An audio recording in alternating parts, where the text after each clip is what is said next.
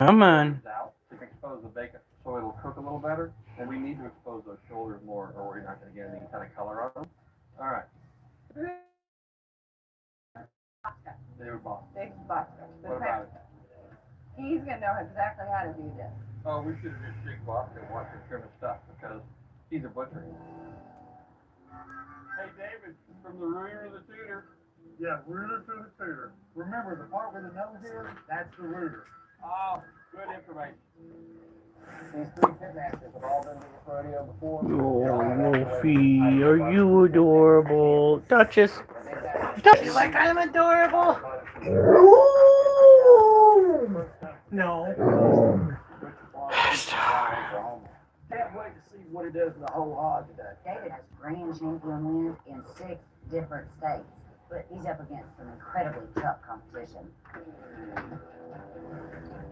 I'm David Boston, King Butcher Barbecue from Chandler, I Oklahoma. still need to go and clean up where they dumped that box. Butcher Barbecue comes from. And we're going to butcher the competition. David Boston, Butcher Barbecue. I won the first round of Barbecue Pitmasters with pork butt and spare ribs. Nice flavor to it. Okay. Worcester was there. In the semifinal round, I won with my fresh ham. That bark had a great flavor. So I know the judges like my pork flavor. I think I've got an edge up. Trust your butcher. Next, we got Lene Oxford, the Sugar's Barbecue. Lene has that record too. Nearly half a dozen grand Hey, Alf. championships, 8 reserves. You know she's gonna put up the fight of her Hi, Alf. career. I'm Lene Oxley, #1 diva. Best you Are you freaking kidding I me? have decades of culinary experience, so I can cook anything, anywhere, anytime. I won the first competition with turkey legs and brisket point. When I bit into it, it had a great flavor. I thought it just screamed barbecue. At the semifinals, We got 2 likes, 3 views. I'm trying to share it rather than going live because going live on Hey Karen, because going live on Facebook Over just there, we got Rod Grant. sucks. Kansas City Cats. Rod is one of the best on the circuit, with over 50 grand championships, and last season he won Barbecue Pitmasters Kansas City champion. That's right. But the question is, Rod cooks on his own indirect smoker at every competition. Can he win cooking on this new Hell and Envy is the winningest team in barbecue since 2006. My first year on the competition. Somebody is giving me all sorts of hearts. Is that you, honey? From there, our success just continued. In the first round, I won. You a goat?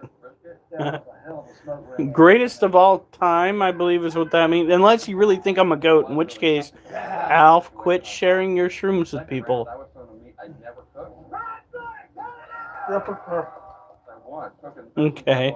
Nice texture, good presentation. Well, I'm going to take my 13 years of barbecue knowledge and ultimately win Hey. barbecue master grand champion. Come on.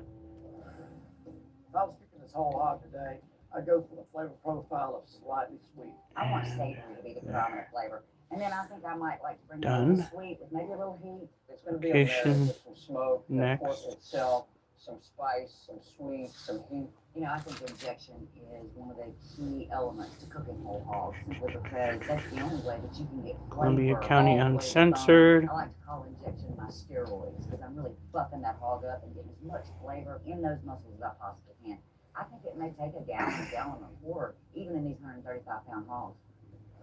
We're going to get started making our injection. The first 2 rounds, I was given pork. I won both those competitions, so I know the flavor profile that these judges are after. I'm using the white grape juice with some peach flavoring. We're going to put 2 cups of brown sugar. We'll stir All this up, and that'll be ready to go. What's great about this pork injection is it wins. One of the tricks of the trade of being a butcher is knowing the anatomy of an animal. Can you see this? This is the artery. All right. By injecting directly into that artery. I just like supporting. Well, thank you. I appreciate it. What? No, yeah, he does send me ulcers. He's very good at that. It is his favorite pastime. People working the mail tend to get extremely upset, though. You guys, you literally destroyed the box that all this was in.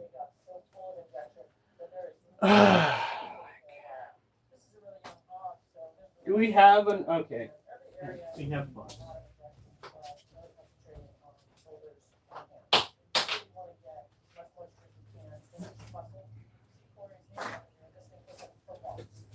Thank you, Costco, for giving me a backup box for all the bullshit.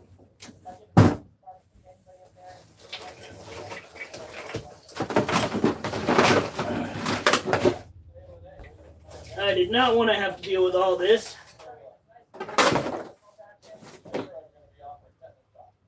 Extreme Home Fitness. Yeah. Okay. Dice set. It's a vape. No, that's a light. That's a lighter. It's an empty lighter, but it's a lighter. All right. I gotta get going on freaking vacuuming too. I don't even know what half this shit is. What the fuck? Why do we just have a box of random stuff in this house? Isn't the box of normal stuff bad enough? Wait a minute. Oh, it's empty. For a second, I thought Michael left some of his good stuff laying around. All right. That before somebody sees me. Hey!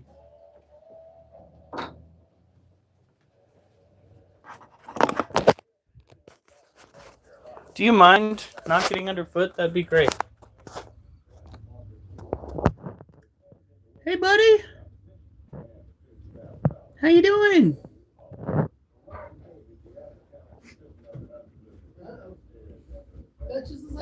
That critter is thick.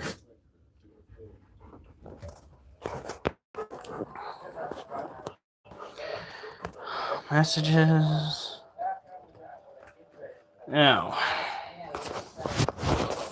we gotta scoop it out a little bit in here. Run the vacuum. Everybody move. Get the out of here. Like I said, Duchess's nose is bound to be where Duchess's nose doesn't need to be. Would you freaking stop? Wolf. First of all, Wolf, why? No. What was this to, child? No. Get in your kennel right now. Get in your fucking kennel. Guess the grow light that we had is no longer going to be working. You stay in there.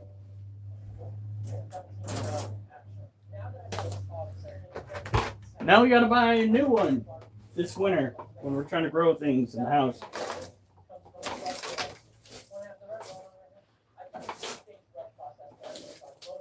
What did you think was going to happen? You think we're just not going to pay attention to the fact that you chewed a hole in something? Good Lord. I am on pretty much every single night. The only nights where I'm not on happen to be nights where I have to work extra, work late, work on the day off, work on the night that I'm supposed to have off. All these things have happened in the past, primarily due to fellow employees who do not really adhere to the notion that we need to work as a team. All right, it's going to get loud.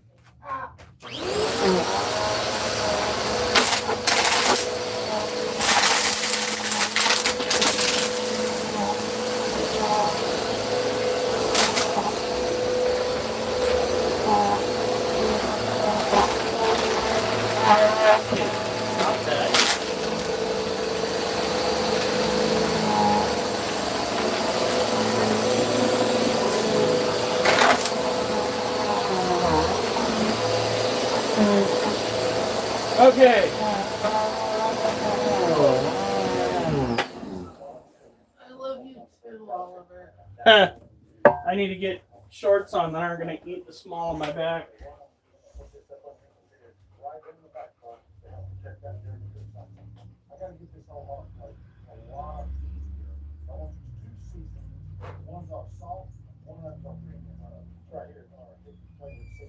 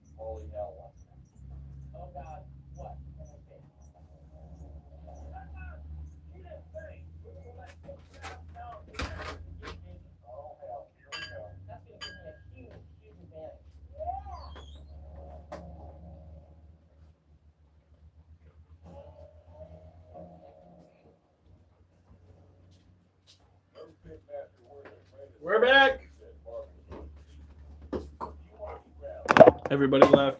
It's understandable. I'm still here. Well, as far as you've said, you'll always get money. The other reason I get ulcers.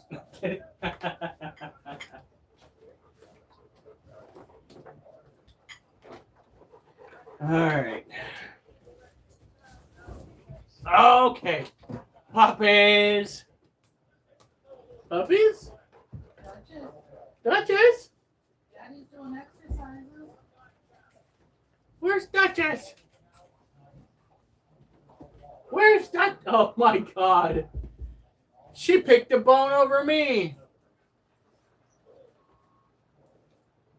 Is my wife home? Yes, and she gives me full permission to do this.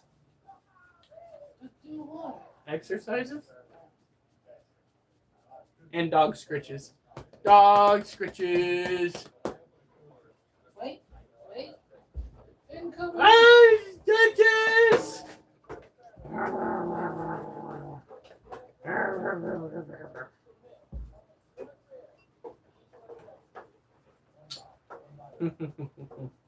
Yes.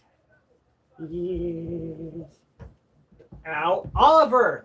My ankle doesn't bend that way.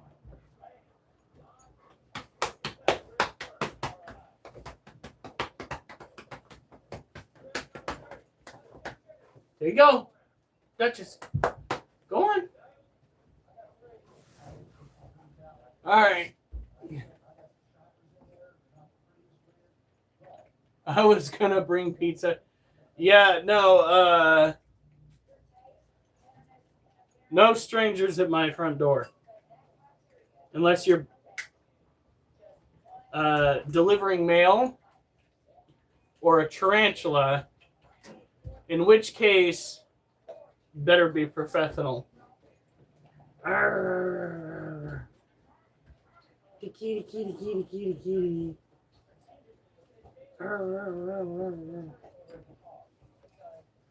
All right, here we go.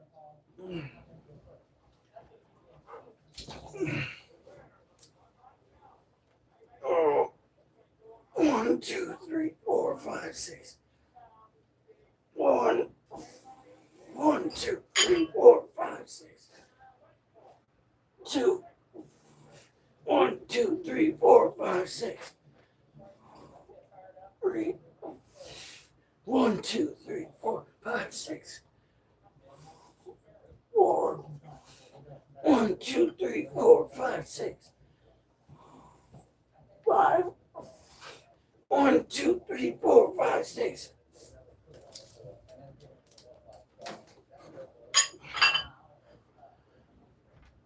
6. 1, 2, 3, 4, 5, 6. 7. 1, 2, 3, 4, 5, 6. 8. 1, 2, 3, 4, 5, 6. 9. 1, 2, 3, 4, 5, 6. 10. 1, 2, 3, 4, 5, 6. 11. 1, 2, 3, 4, 5, 6. 12. 1, 2, 3, 4, 5, 6. 13. 1, 2, 3, 4, 5, 6. 14. Oh, so close.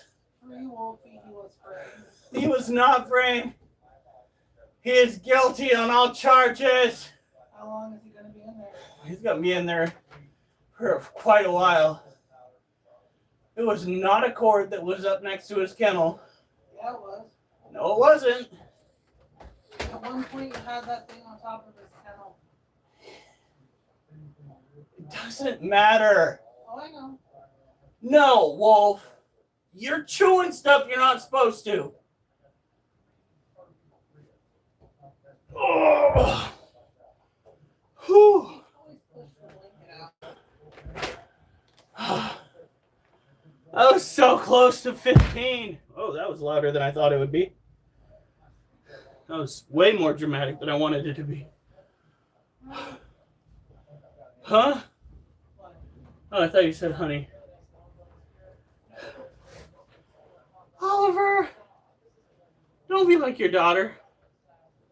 Don't inject yourself into a situation you don't belong in. At least we got to 14.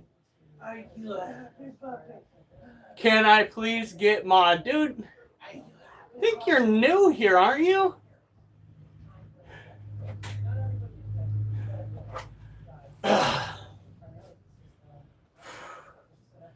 Alright, now your basic crunches. And then we will go and take care of animals. Starting, of course, with the baby scorpions. You guys are going to love it. Or be bored to death. Whew. All right, here we go. 1, 2, 3.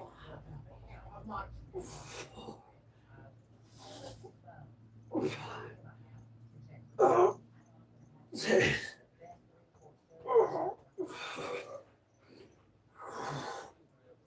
8. 9.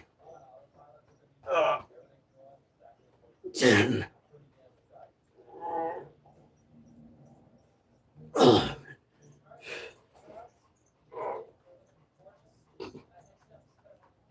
Oh, fuck.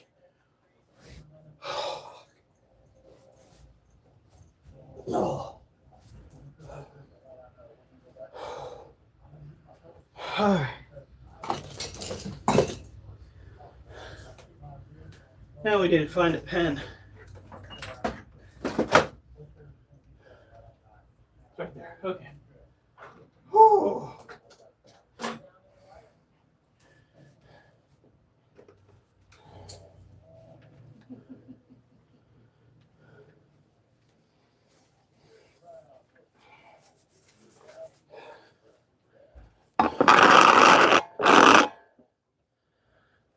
Oh, okay. Now I can see you. No, you can't get it yet. We just had somebody that got mod after being on here for a very long while. 26. Why Atlanta let you? I don't know. I was too.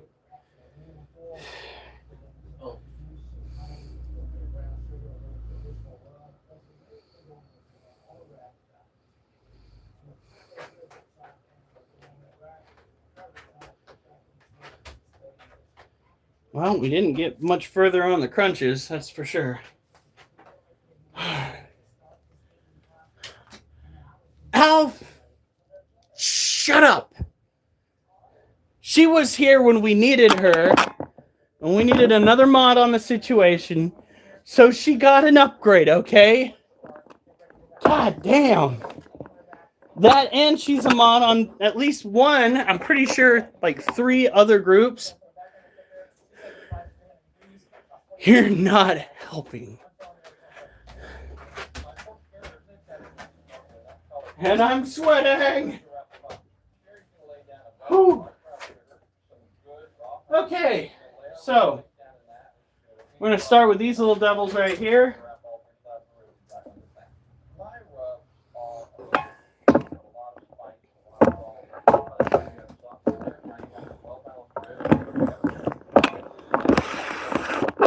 Alf is just starting. He won't get them all here.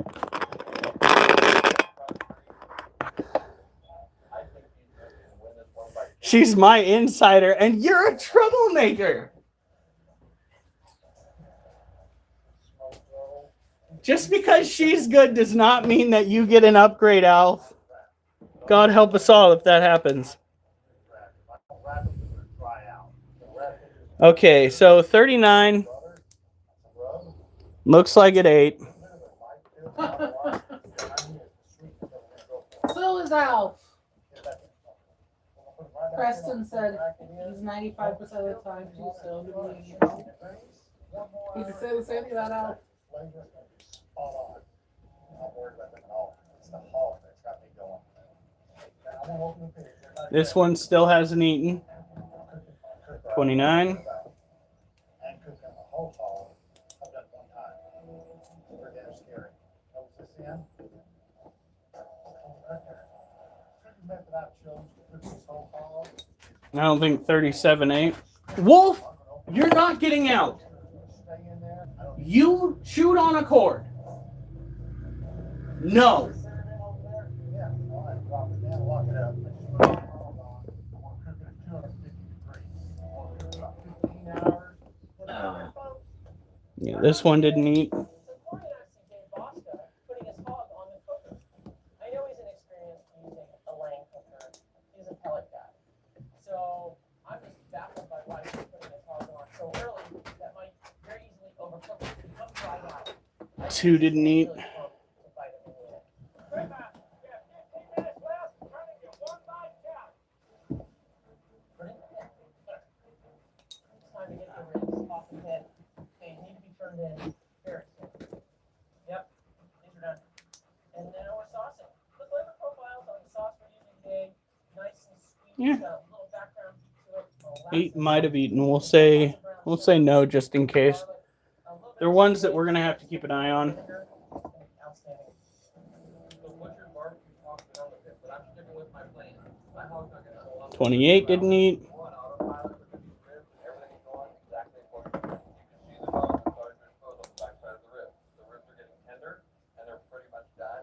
We're gonna get them out of the pit and we're gonna apply a light coat of our powdered rough. There you are. You didn't eat, but you're very lively. Light coat of barbecue sauce and apply a little bit of cayenne pepper. It's not a sign of a sick scorpion, that's for sure. But then again, oh, you're not even watching. You guys. How am I supposed to take care of things if you're not even watching? We're going to 3. Oh, damn. All right, chunkers. 41 definitely ate. 3 bones in the box. 3 ribs in a box to me looks like Tino in the snow, but we're gonna leave them this way. All right, let's get it close. I have a reputation as a great rib cook. I figured, how can I not win this? I don't know about 40. If we don't know, then we'll put it down as not having eaten. This means we got to keep a closer eye on them. Ribs are perfect. Ribs come out smoker, 194 degrees. Done. 23 still hasn't eaten. Apply some sauce. Flavor of my sauce is going to be a little salty, a little sweet, and a little savory. Got 3 perfect ribs. I'm looking at And this 38 sauce didn't eat. rib. I see moisture. Okay. I know I did my job. Only one drop. I gave him a rib. Oh, these are baby scorpions. I need to go get a head wrap. My shit is all fucking sweaty. I knew I had good chances in him, and I knew that I could win. That's the rib I wanted right there. You only 5 minutes left to turn in. That's 5 minutes. We're down to the wire. Just want to get them out of here. We want to take a look at them. Corey and I conducted a taste test on one of the ribs before we turn in. And they're good. They're hitting on every level. They've got beautiful smoke. They're moist. They're certainly tender. This is really great. I'm loving these ribs. Really happy. Okay. They've got a nice glaze on them. They're beautiful. That's all it. I want to win this one bite challenge so bad. These guys better watch out. Black light is used because it makes the scorpions glow. I thought I was doing my best to get you guys a good look at that. But we'll do it again once we go and start taking things out of their cages. It's going to be a bit of a slow night, guys. But this is what taking care of scorpions consists of. So not only is it the night where we take the food out, but it's also the night where we miss the cage. So let's pan it like this. Ah. Why is that not working? It needs to be a mahogany brown color. It needs to look very. It should be perfect. Now let's take a look at Renee's box. I want to see a beautiful reddish amber color. I want to see some moisture in the meat. There we go. That is biofluorescence. It is a chemical reaction that occurs between the black light and the exoskeleton of the scorpion. It's the reason why people use black lights to hunt for scorpions. Now, what we got to do here is we got to take out the prey item, which is half rotted. We leave them in for 3 days, so it ain't going to be pretty. And the reason why we leave that in for 3 days is because we want to give them as much time to feed as they need. And that was too much spray.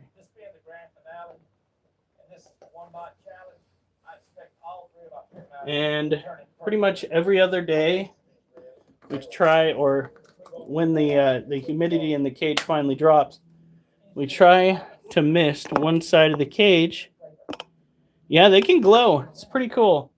It's great when you're trying to hunt them down. That sounds terrifying. But like, God, this flashlight is just trying to be impossible here.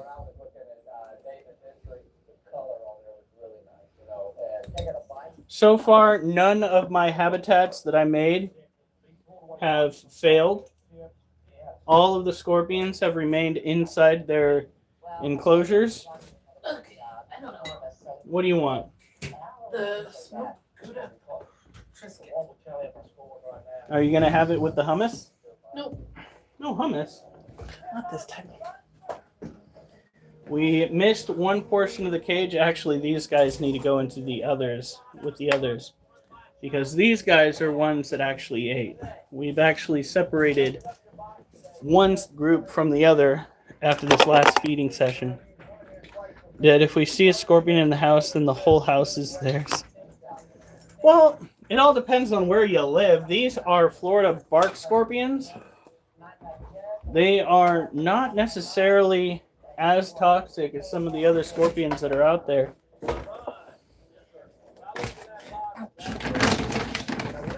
Yeah, I'm taking your food from you because we can't leave it in there any longer. I'm sorry if that bothers you. You know what bothers me, little scorpion, is the fact that you didn't freaking eat that food. So I guess we're both going to be bothered for another 3 days. 3 days, and then I feed you guys again, and hopefully you'll eat that the next time. Hey, Mimi. It's Mimi!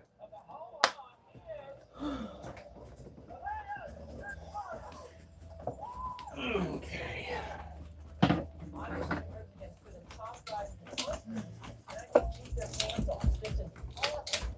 So.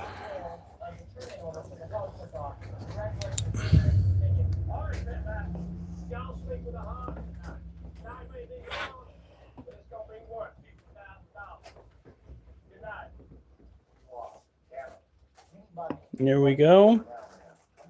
The cricket looks like it's underneath the wood, which means the southern devil scorpion. I've never fucking heard of that before. Sounds kind of deathy to me. Not gonna. What?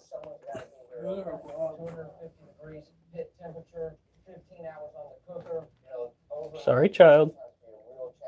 You see how big that cricket was? Could have been eaten for days, but no.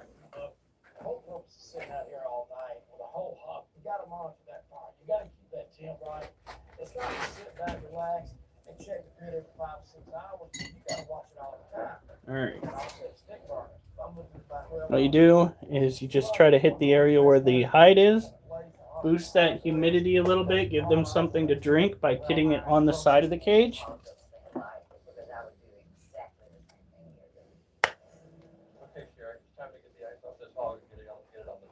Kingsport, that sounds Australian. Primarily because it's called Kingsport.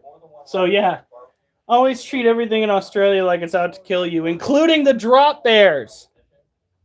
Yeah, that's right, I'm in on that. I know exactly what drop bears are. You Australians think you could just...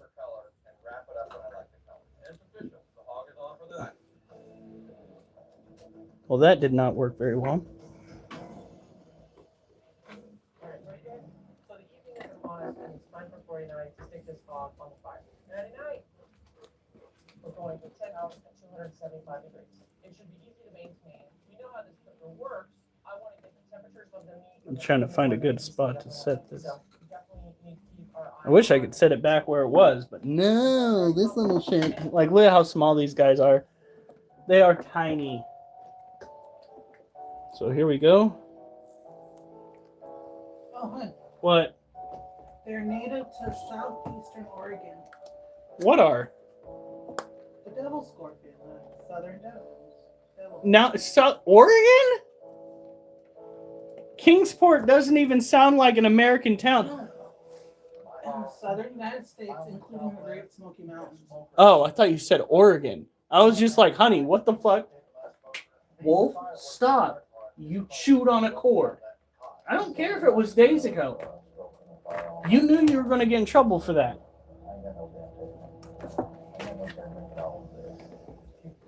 Found in the southeast U.S., including Alabama, Tennessee, and the Carolinas, often in humid and wooded environments.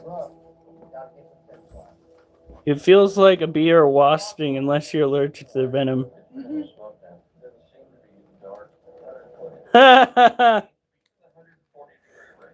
Who the hell names a town in the United States Kingsport? I don't know. We have a town called Boring in Oregon. Well, yeah, but it's the whole King's idea.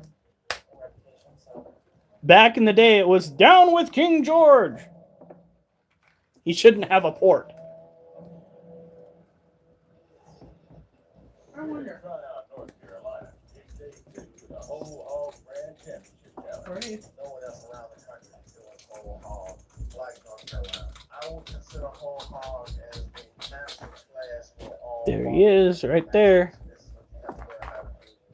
This is, yeah, I know that this is a super boring task to do, guys, and it might not be the most interesting for y'all, but I've already made a video about it. I'm treating these guys like they are basically their mother, and I give their mother the utmost respect. Unless I've got to take her babies out of her cage, and then I got to kind of be a little bit forceful because she does not want me in her domicile.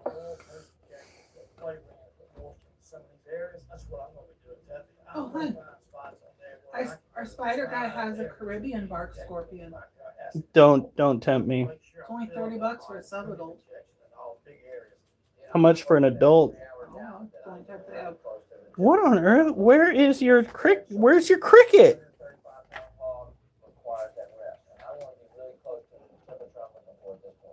I were Renee and I was determining the turn-in order of the whole hog, Ah, I think he ate.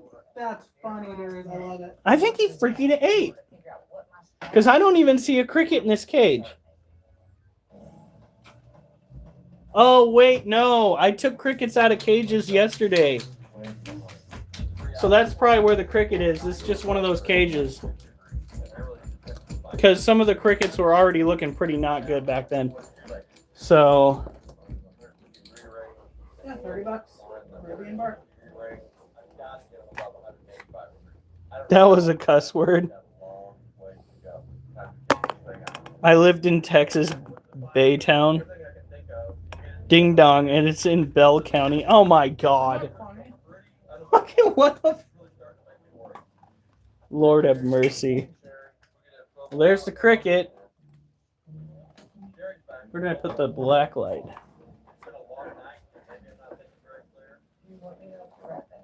Well, there's the scorpion right there. Cricket out of here. Got it. Like I said, we got to make sure that these guys have every opportunity to thrive. Hopefully, those crickets that I've got brewing in the other cage are going to turn out perfect. What are you saying what in the world about? Now I'm curious. Black sun spider. Oh yeah, that's got to be interesting. It is. You gotta come see this real quick. I'm gonna do about 10 minutes less than where I need to be. We're gonna go a little longer, eat a little more, and. Child, is there something off about you? Challenges in this finale, and that's the hooker. This lane 84 has been really tough on us overnight. Did you poop on yourself, child? Because for a couple more hours, and all good. So we got 3 hours to turn it. That looks like scorpion poop to me. Absolutely gorgeous. The hog's been cooking all night. It looks beautiful. I'm ready for this turn in. I'm ready to win $50,000. 173. We've got boring Oregon. Really, really good right now for the time that we've got involved invested in this thing. So Oh, we're in good shape. our guy has desert huntsman. So we got- Don't get any ideas. You already gave me one idea, honey. The hog turning, that's important and that's great. That's one idea too many. Needs more time on their hog, and I'm trying to figure out where the fuck I put the lid to this. If I'm ready to go, then I can go first. Okay. And that's going to give me a huge, huge advantage. So I've got to be really careful about who I choose for this hog turning. There's $50,000 on the line and reputation, so No, but this is wild. I've got the cage in my hand, tomorrow's a whole new day. but the lid Tomorrow, no evil. Today, is yeah. missing. We don't want the lid missing because the lid missing means that I'm gonna have a fucking what? A Yemen rock scorpion. Honest, friendly. They give you the shirt off. Honey, No, how about telling me where I'm going to turn in today? I'm trying to find the lid to Oh, this. sorry, I was thinking bark. I read it wrong. Lord have mercy. I'd like to go first. If my hog is not done, obviously I'd like to go last. That extra Oh time, fuck! Where is it? cook a little bit, Oh my god! It's literally on top of another lid. or have a better- Oh yeah, I'm definitely the guy for this task. Give me any hint? Oh god. Well, there's the scorpion. Let's take a look here. Thank you very much. That's He might have eaten a little bit, but it's really not enough for us to be like, ooh. That being said, we gotta water this guy without getting him too upset. I want to turn in first, second, and third for the hog cook-off, but I don't care what Rod asks me. I'm going to keep those cards close to my chest. Until those judges You're ask fine, me, child. I'm gonna leave that hog on. I've already done my research on your species. I'm not sure what a $50,000 hog looks like, but I do know one thing. Things are good hog. We'll find out if it's straight hog.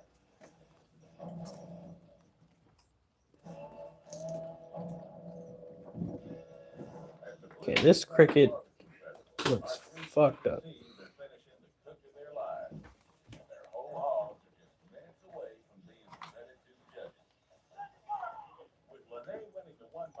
There you go.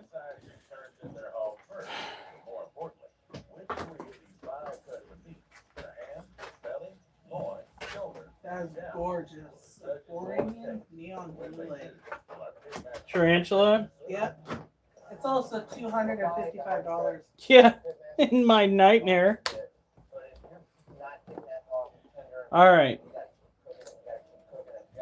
So these guys have been dealt with. Yeah, I agree.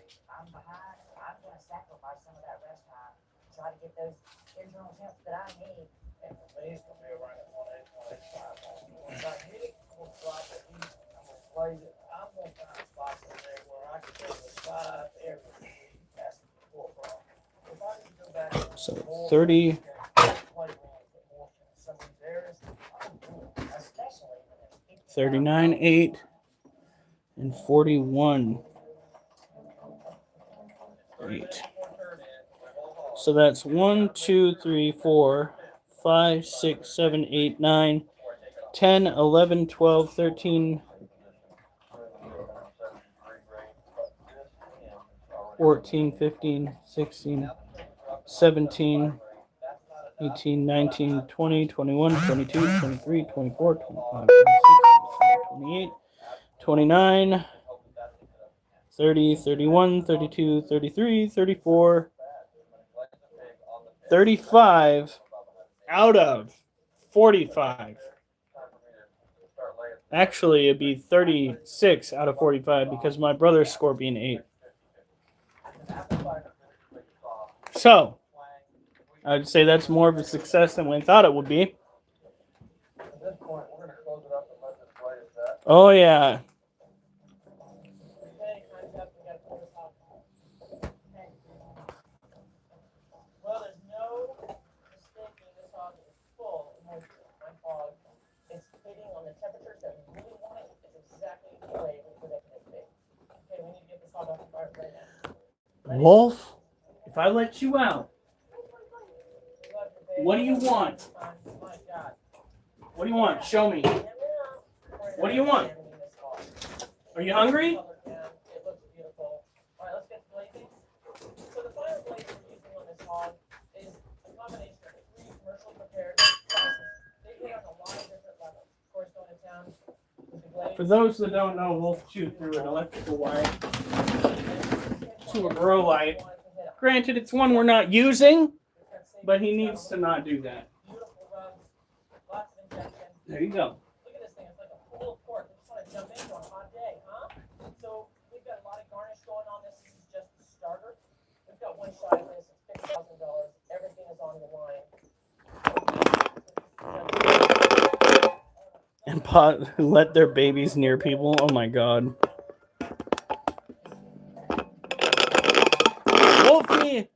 Wolfie is in purgatory. That dog chewed through a cord. And apparently I can't walk and scratch my toe at the same time.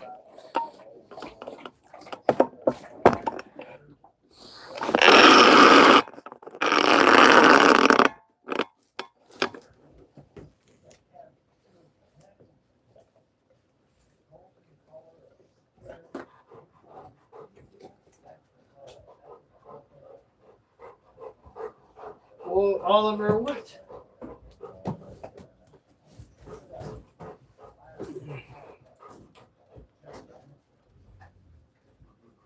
What are you growling at? How's that go? What you talking about, Willis? Huh? Oh, I'm surprised. Duchess? Is she ignoring me? She chewing on a bone. Well, Oliver gets all the attention then. Yes, it's Oliver.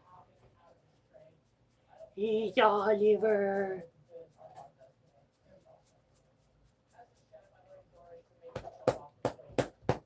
Here you go. Kitty. Oliver, no. Jasper. Come on. Yeah. We got cats over here. This right here is Munchkin. And this right here is Jasper.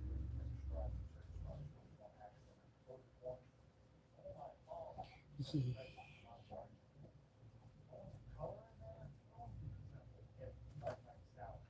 Crazy cat.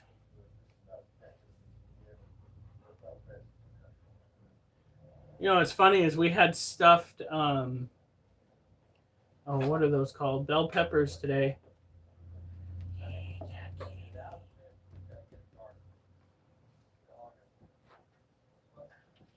You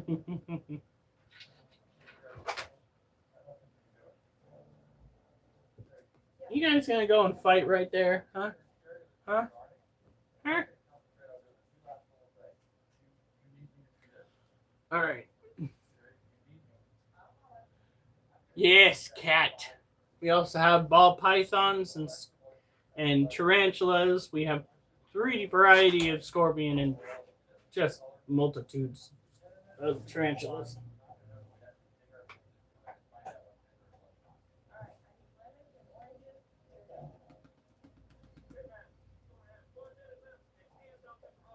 Here's your kitty. All right, here we go.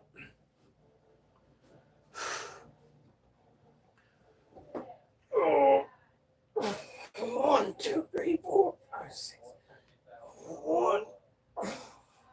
1, 2, 3, 4, 5, 6. 2. 1, 2, 3, 4, 5, 6. 3. 1, 2, 3, 4, 5, 6. Or 1, 2, 3, 4, 5, 6.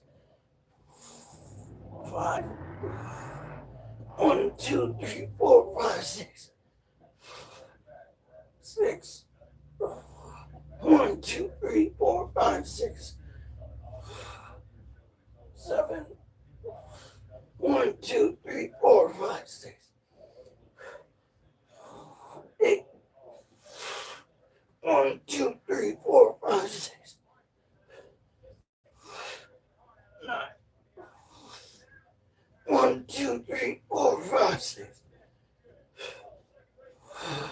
10. 1, 2, 3, 4, 5, 6. 11. 1, 2, 3, 4, 5, 6. 12. No. Oh, I screwed it back some. Ow. Oh.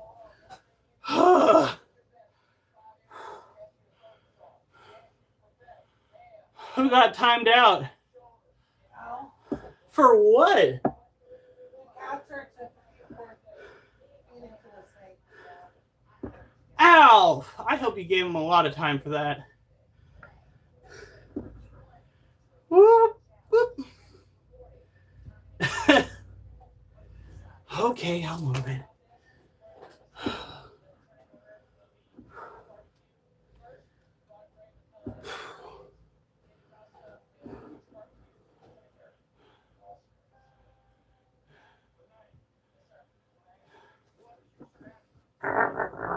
Ouch!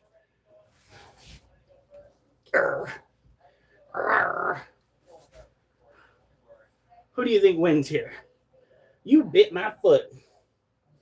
I wasn't even antagonizing you.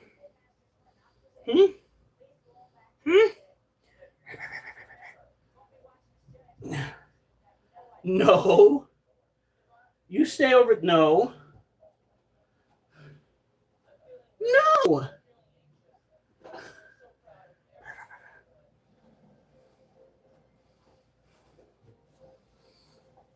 Asshole cat.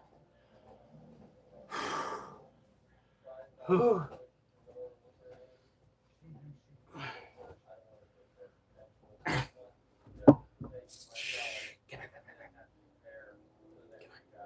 on, hold on. Oh, ouch.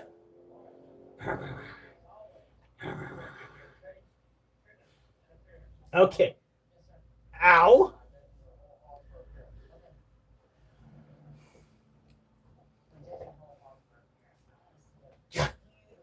Yoink.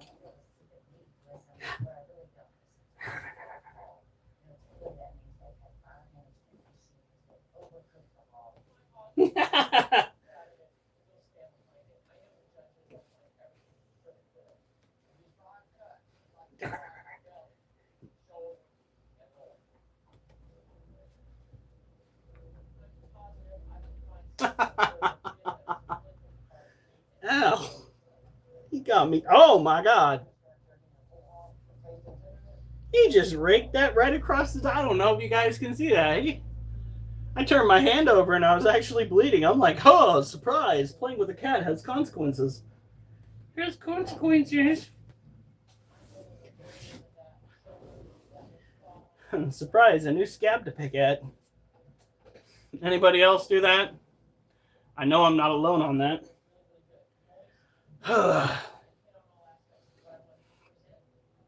Apparently, my blood's a little thin today. And it's not running everywhere. You guys still can't see that, can you?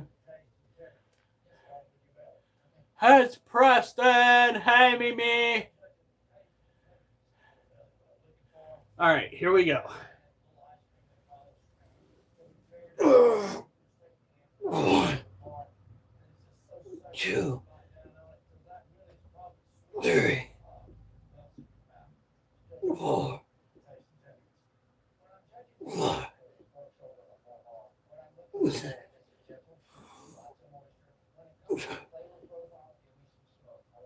8,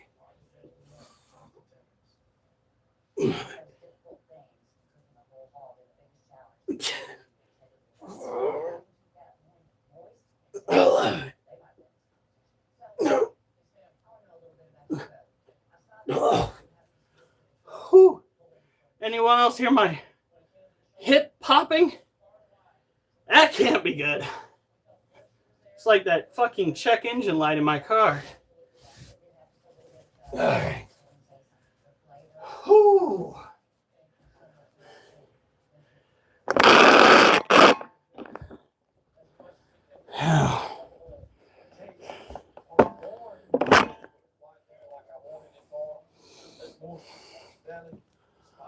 Whew. Yeah. I get a boo-boo. That's what happens when you go and try to tickle your cat's stomach. That's no thank you.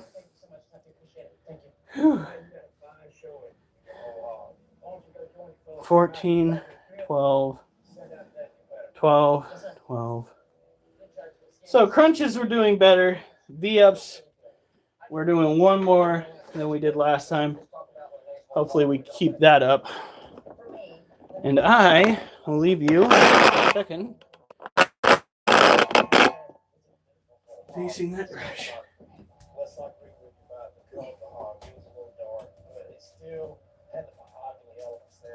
I forgot to drink that.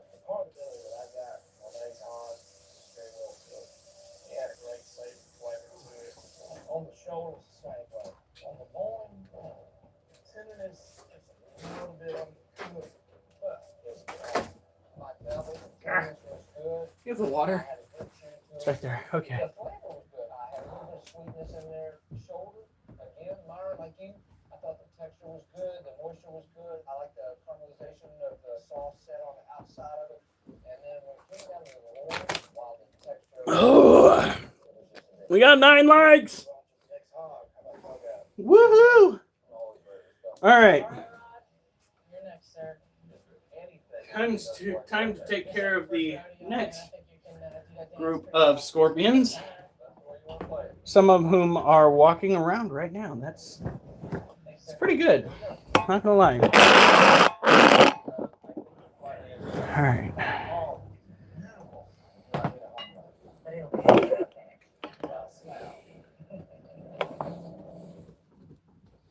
Now these, oh yeah, that needs to be cleaned out. These are baby Florida bark scorpions. These ones are the ones that actually ate when they were supposed to. What will the judges have to say about Rod and David's entry? At the end of the day, only one will be going home $50,000 and carrying the most coveted title in barbecue. Barbecue Pitmaster's grand champion. Look at that. How you feeling? Feeling like $50,000, Myron. That's a good feeling. I like to have that feeling. As always, we'll be judging your hog, taste, tenderness, and appearance today. First thing we're going to judge is going to be the appearance. All right. I would love to have a season where all of the past judges compete against each other. That would be so great. So we just, on one side where the den is, we give it a misting. This is to boost the humidity and give them something to drink over the course of the next 2 days. Like I said, these ones all ate.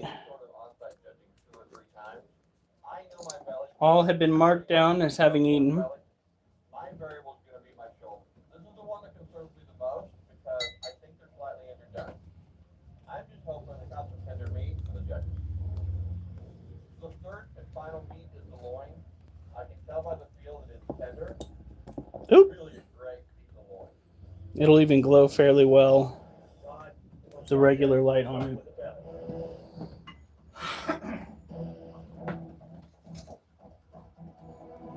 Child. Close to the shoulder, taste the tenderness.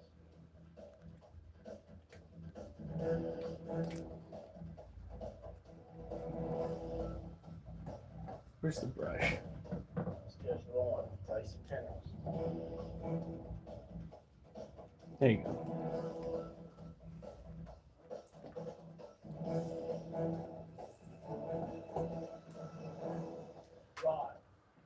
bringing you back to the pit. So I want to know a little bit more about your cook. Did it all work out the way you planned, or did you have some issues? I had some fire management issues through the night between a new smoker and 135-pound pig. I had some serious doubts. But I'm proud of what I put on this platter. All right, let's break it down a little bit. All right. The most difficult thing about cooking a whole hog is getting the shoulder tender while maintaining the integrity of the loin. For me, the shoulder was just a little bit snappy. But Rod, the loin, There we go. the loin is pork perfection. Thank you very much. All right, guys. Great whole hog. You'll go back to the pit and send out the last pitmaster, please.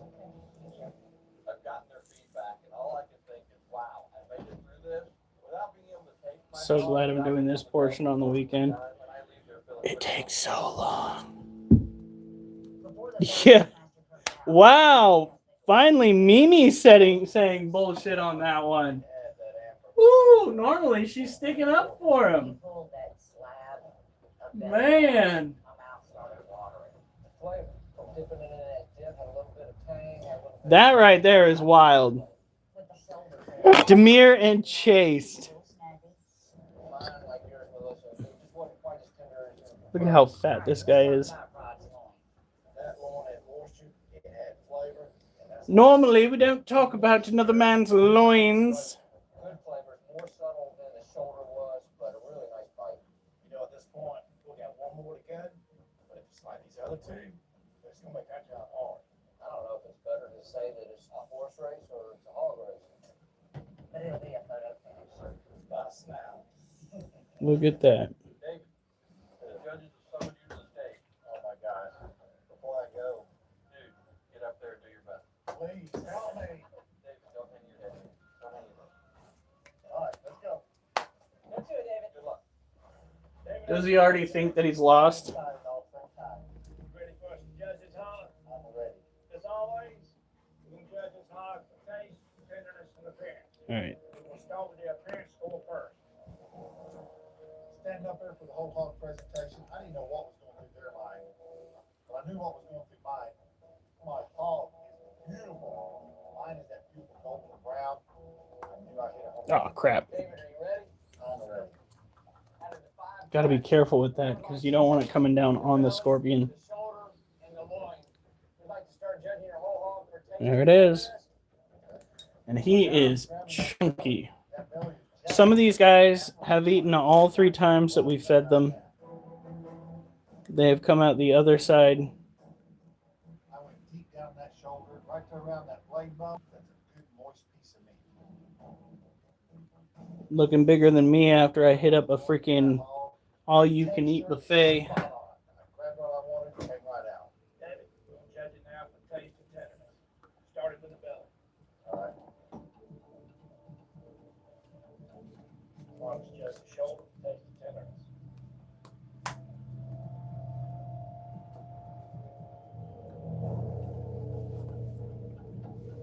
All right, let's judge the loin for taste and tenderness.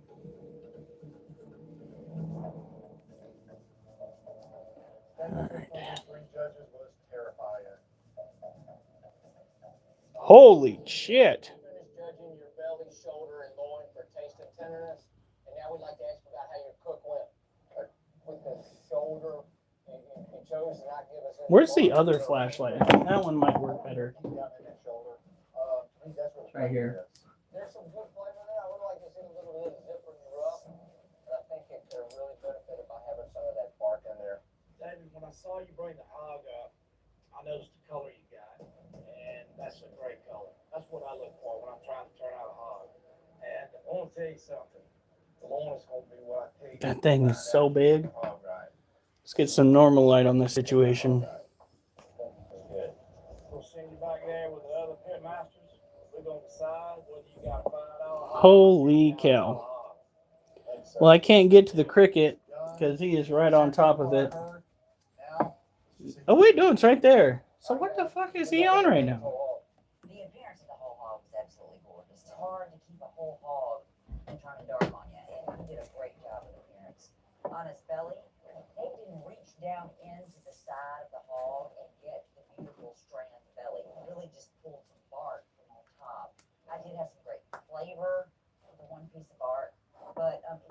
the strands, they're nice and silky smooth, so it had a texture deficiency for me as far as belly goes. Shoulder meat, great texture, great tenderness. The moisture was there all the way through.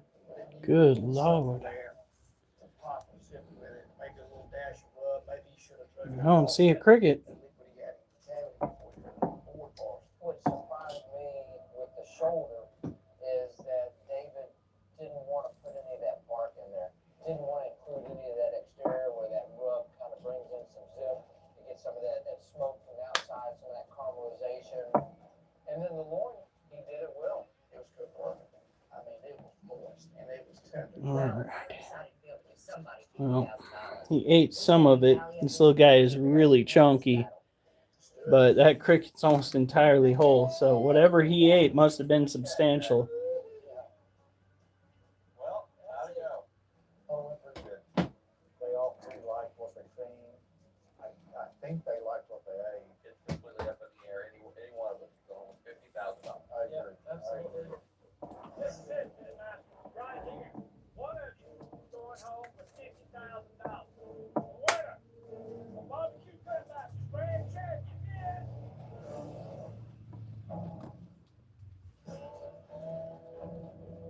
Yeah.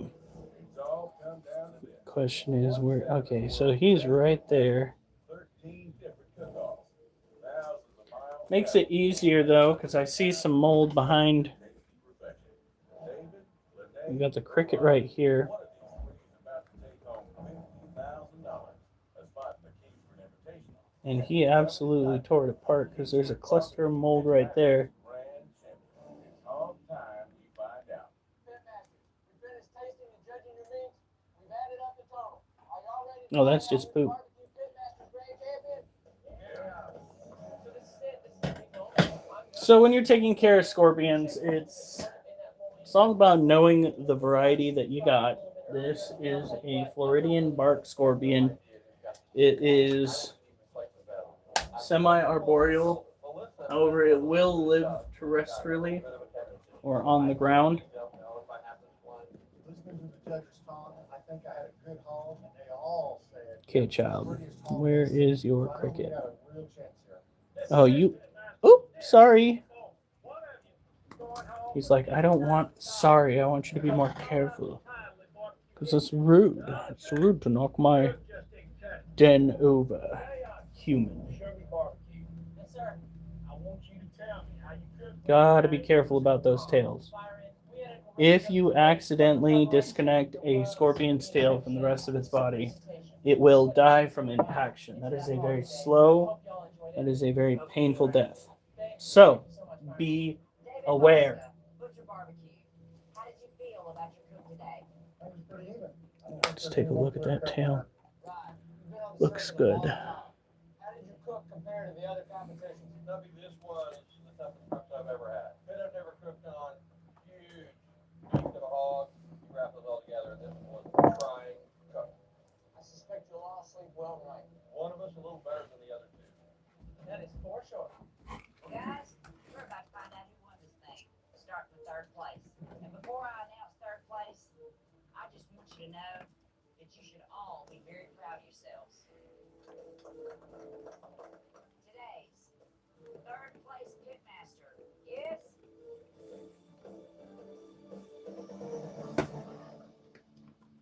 David Bosco, Butcher Barbecue. Well, damn. Game over. I'm sorry, David, but this was a horse race. And had you had just a little bit more flavor, you could have been standing on the stage as a winner today. It's down to Lynette Oxley of Sugar's Barbecue and Ryan Gray. Tell it in. You both cooked some great whole hogs today. But only one of you can win the $50,000. A spot in the Kingsford Invitational and the coveted title of Kingsford Barbecue Pitmaster's Grand Champion. Tonight. Yes, sir. What would it mean to you today? Your Lego style. But Sugar's Barbecue Oh, is look. nationwide, and everyone is going to know how We good caught him out and about. That's the damn answer I want to hear. I'd love to get Sugar's Barbecue out on the market, release a line of products. So that $50,000, I'll tell you what, that would do a lot. You like me, do this for a living. It's what we do, day in, day out. What would it mean for you to win today? Myron, the money'd be great.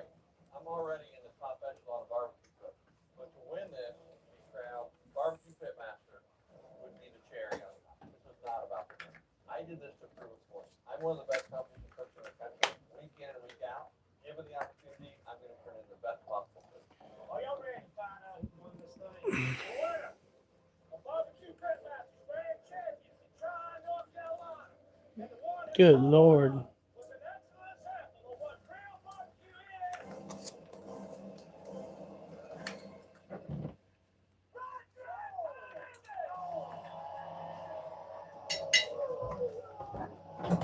So who won? Was it the lady? Nope. It was the professional. They were all professional. Well, I know, but it was the guy who has said that he was already recognized for his cooking across the country, and this would just be the cherry on top, is what he said.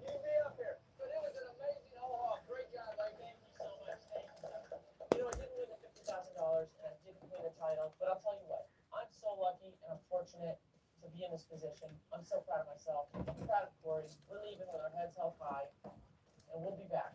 I'm on All right. the whole hog competition. The shoulder meat had great tenderness, had great flavor. Pork belly. He really knew how to master that. Pull it out, put the key to it all. When he reached into that loin, not only was it moist, it was popping with flavor. It elevated every step in flavor in one. It was unanimous. All three judges picked this hog to be the best one. From texture to flavor to presentation, they all came together and made us want to go back for seconds. This was a huge sense of accomplishment, and I'm very proud of one that's competed against everyone.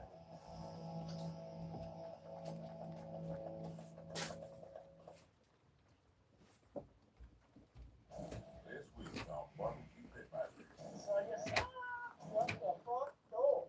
Morning. we're cooking up some of the tastiest drama yet. The best team from Barbecue Parade, Georgia, are duking it out for local bragging rights. I do wish y'all luck in the world on second place. You threw a gauntlet down. And a chance to move on for a shot at right. $50,000. That's fine. For invitation. Oliver, enough. For Barbecue Pitmasters Grand Champion. No. This competition has Don't you use my own pant leg against me. our world-class pitmasters. No. Times best-selling author, the winningest man in barbecue. Asshole. Founder of Key Barbecue, two-time No, Duchess. You had your chance. master of Ponderosa Barbecue, Big Mo Quezon. The road to the finals is going to be a true baptism by fire. I want more of that. Get ready to light 'em up. This is Barbecue Pitmasters, Georgia Championship. Although it's known as Man, all that food. make no mistake about it, Georgia is pork country, and barbecue is what truly gets a Georgian licking their chops. From the roadside stands littering small town highways to the big city restaurants bringing class Q to the masses, Georgians pride themselves on meat cooked low and slow over an open pit, made even better with their vinegar-based sauces. And now it's time to find out which one of our three champion pitmasters has the best barbecue the state has to offer. All right. Damn it. Kid, are you okay?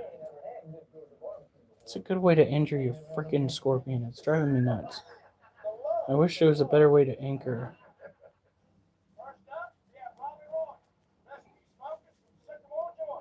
You all right, child?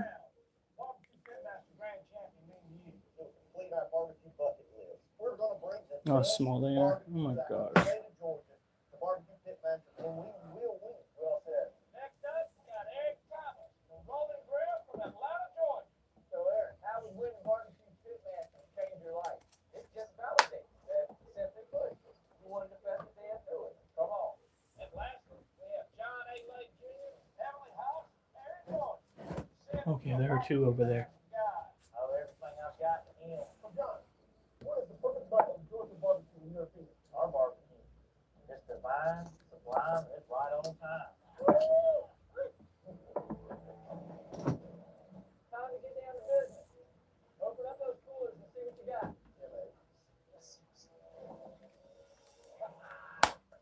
Yes, sir. This is going to play.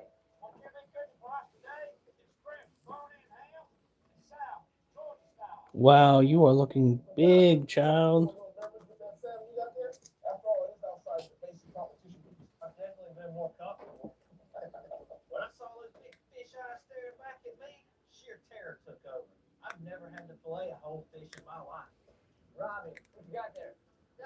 That is one thick scorpion. At one of our competition meets, we're ecstatic. You must turn in both meets at the exact same time, 10 hours from now. We'll be judging you for taste, tenderness, and Okay, how does that make sense? Because you guys have had you'll watch us judge your meat. literally every type of fucking weather in every month that you're not supposed to. And then when it comes time for tornado season, ain't no tornadoes in tornado season. Every other month, though, I swear, no, there has to be a deity out there. There is a God. There is a God. Because he is fucking with us all. Yes, sir, sir. That's crazy.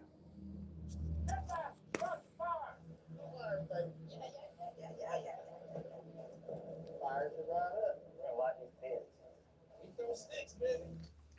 There's just no way. They will be smoking our salad and our whole ham from Georgia Peach. Kind of makes it terrible because there have been a lot of people that have died during these freaking tornadoes and whatnot. But the fact that, like, suddenly when the season's supposed to really be kicking into gear, there ain't nothing.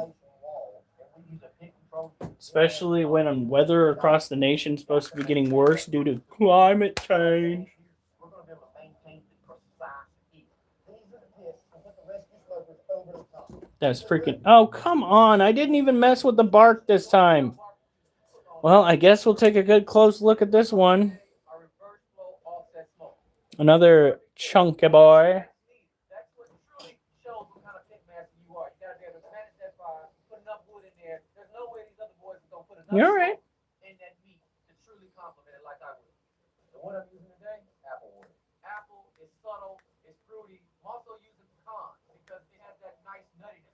This right here, this is American muscle, baby. This is what Georgia barbecue is all about.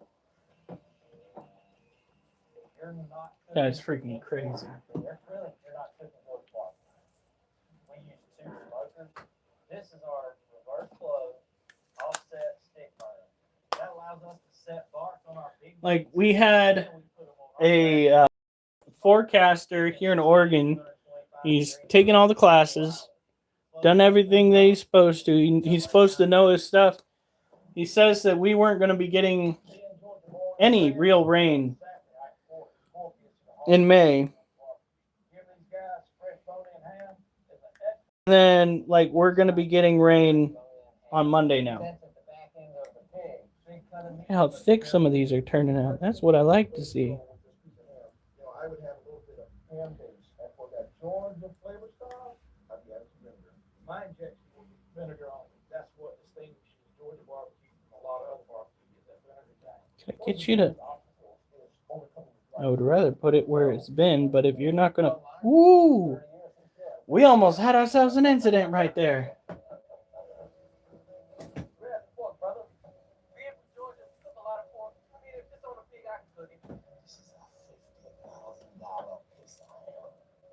There we go. From the root up to the tooth. My game plan for this press bone and ham is I'm going to inject it. The flavor profile for my injection is what you would traditionally find in Georgia, which is a lot of vinegar, apple juice, and a little bit of sweetness. Now it's time to rub it down. My base coat is always outside of vinegar. I'm going to season it with a salty rub.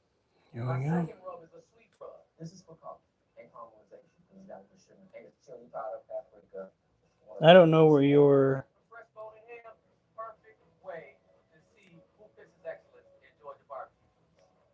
In the cooler, and we'll put it on the cake.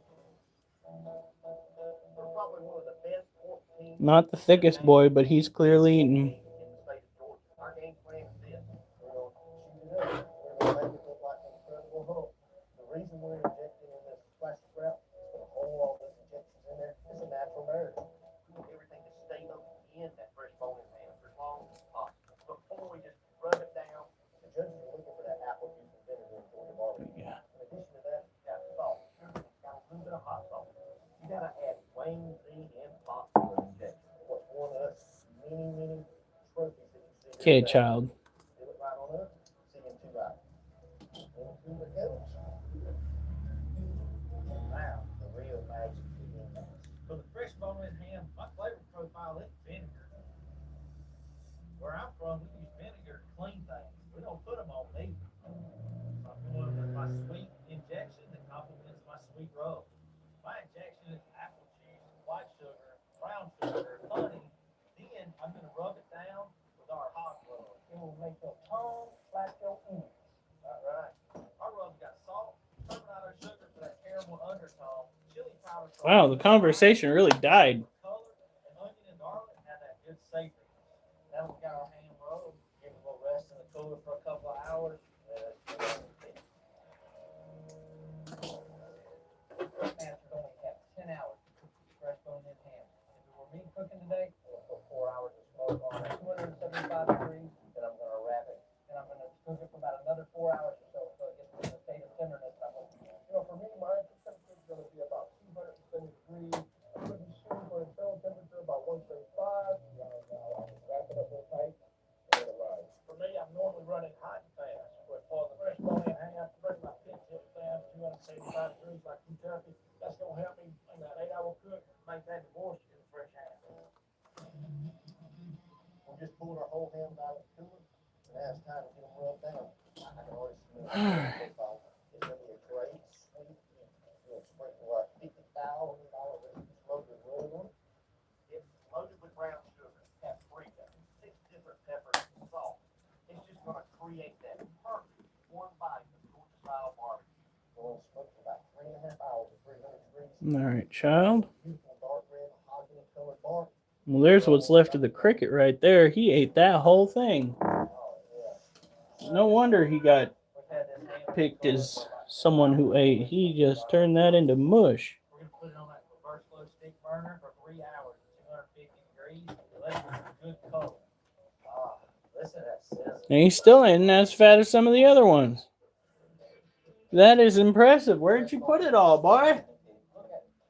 That was not a small cricket that I gave you, I don't think. I'm cooking my fresh bone in ham at about 250 degrees. I'm going to let it sit in here for about 5 hours until I reach the internal temperature about 140 degrees. Like I keep telling you guys, I'm sorry this is not as interesting as it probably should be, but I gotta take care of these little guys. It's not about the potential for money. It's about being a good steward, a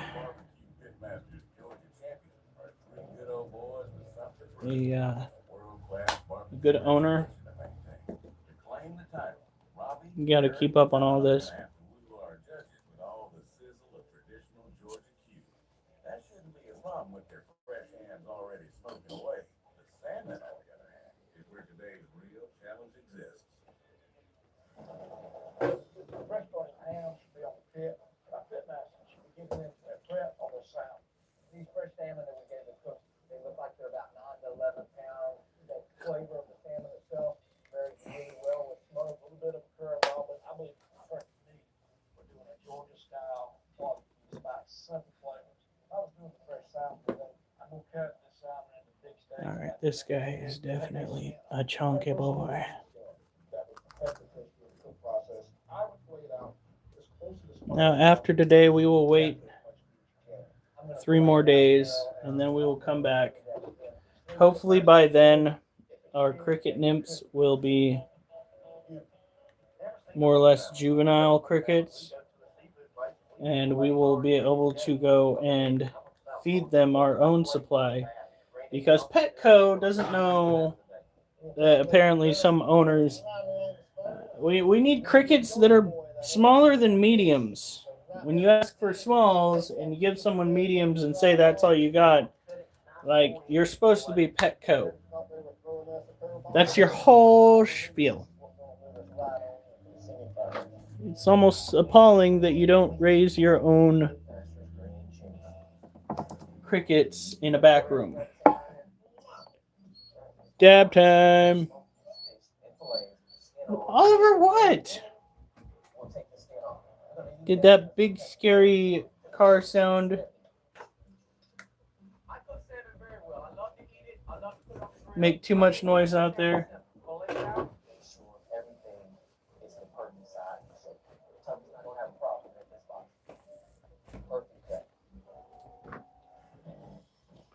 got whole salmon. I've never had to clean the whole fish. So they make fish markets for it. We're gonna fillet it and see what it looks like. I think I see some mold in there. Boy, I butchered that one. Would you not? Let's stay straight down. After Jason witnessed my butchering, he came up with the idea to just do steak. Look at that. That's it. We're gonna Again, one of those steaks. I know those not the fattest scorpion. nasty salmon skin. That's Let's see what I love barbecue pit master. number is this. It ain't starting to heat up for all these pit masters. This is number 22. Hmm. Rescue smoke. He's on a roll. We've got 15 grand championship, 8 reserve grand championship, and he was in Georgia Barbecue Association Team of the Year. He's a force to be reckoned with. All right. Rescue smokers, we are a barbecue dynasty. When I'm not out here on the barbecue trail, I'm the fire chief for my local county. This is 100% stress relief. We've won some of the most prestigious titles in the state of Georgia. We can't fulfill our barbecue bucket list. We did the barbecue drink without winning barbecue pit master. But we're here to win it and win the whole thing. We're gonna take you down. We're gonna spank you just like that. Eric Thomas is a rolling grip from Atlanta, Georgia. Eric's history with barbecue goes back since he was 9 years old, took it over an old grip. He's been racking up wins all around Georgia. He took home the grand champion at the Swine and Dandy Cook-Off, took first place at the Sand Club National Championship. That's no small feat. The rolling rock is the best in cooking barbecue. All right. But I cook for people on a regular basis. My catering business. You know, competition food, catering, it's all barbecue. That's my, oh my God. The big grand champion of barbecue pit master is accolade. I came here to win. I gotta get on that stage, man. Let's do it the barbecue. And five. I'm sorry that y'all are a little bit discombobulated from getting your cages misted, but you need to have a little bit higher humidity in the coming days. Some of you are going to be molting, hopefully.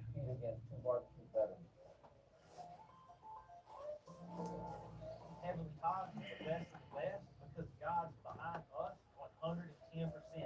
We started off for the church, and then our very first contest, we got a walk out on the stage, and it was on from there. We were hooked.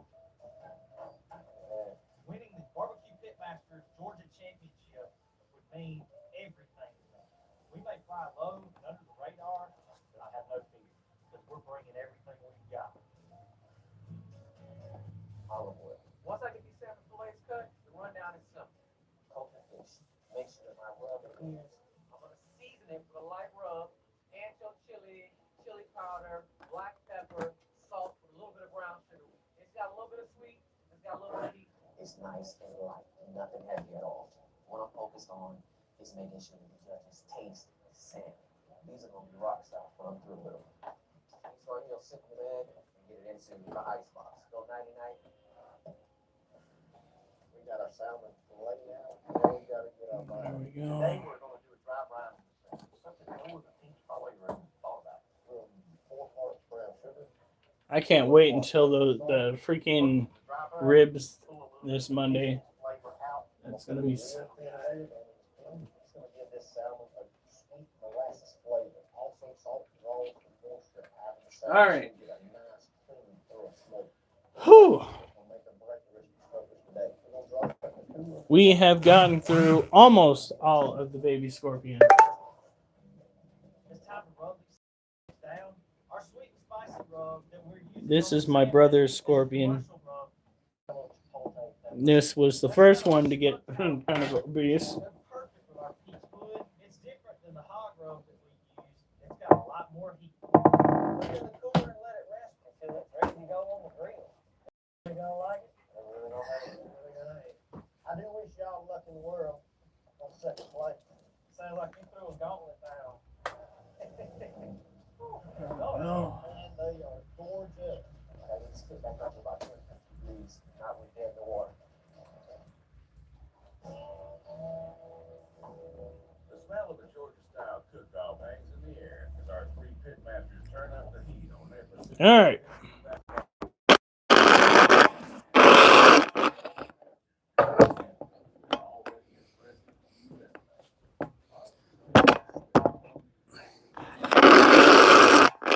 This is our third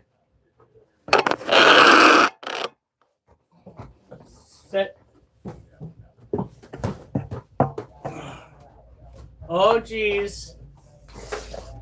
I need to turn that up just a little bit. Oh, geez. Duchess. Duchess, yes. Oh, yes, yes, yes, baby. Yes, yes, baby.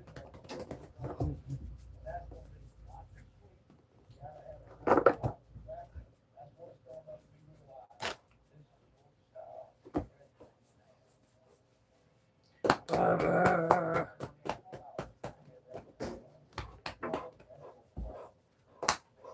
All right, go on.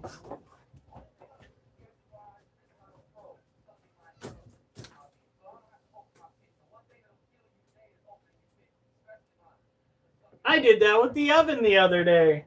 What? Opened it before I should have. Remember, honey? You were like, what are you doing? And I was just like checking on it. You're like, you're going to ruin it. Easy, go, kitty.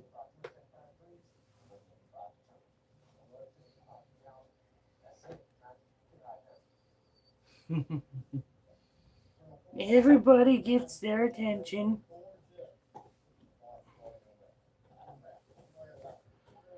All right. We got to do this. It is not going to be easy.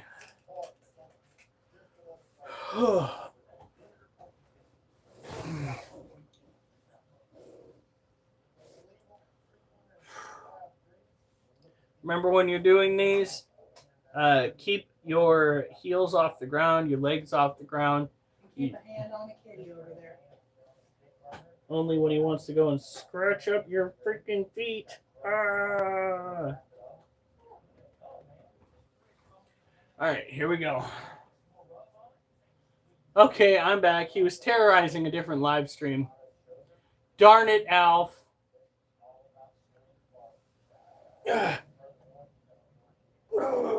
1, 2, 3, 4, 5, 6. 1, 2, 3, 4, 5, 6. 2. 1, 2, 3, 4, 5, 6. 3. 1, 2, 3, 4, 5, 6. Get your fucking. Seriously? No. No. Not while I'm doing my exercises. No. He literally put himself right where my feet were. Every time I would start freaking doing my punches, my feet would kind of like dangle back and forth. He latched onto my foot again. Little shit. No, Duchess. No. Go on.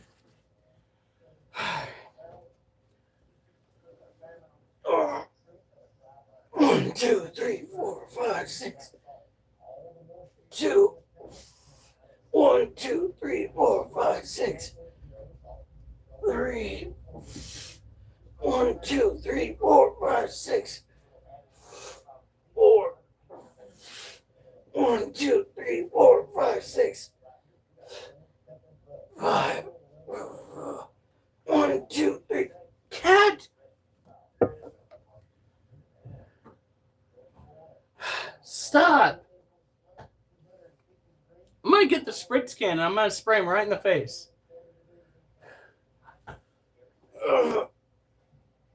1, 2, 3, 4, 5, 6. 5. 1, 2, 3, 5, 6. 6.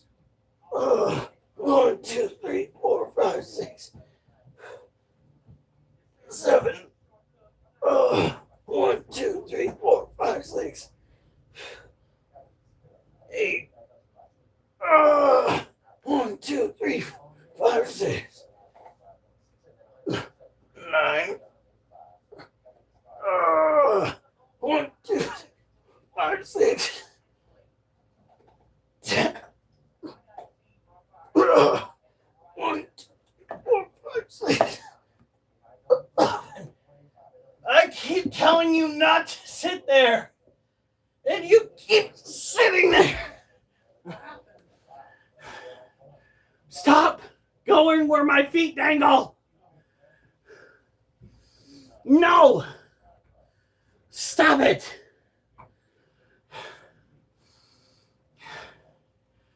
Stop it. I'm going to drug you with catnip. No.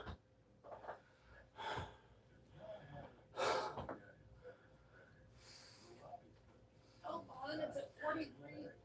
And I'm pretty sure your earbuds are fully charged. You're driving me nuts. You are driving me nuts.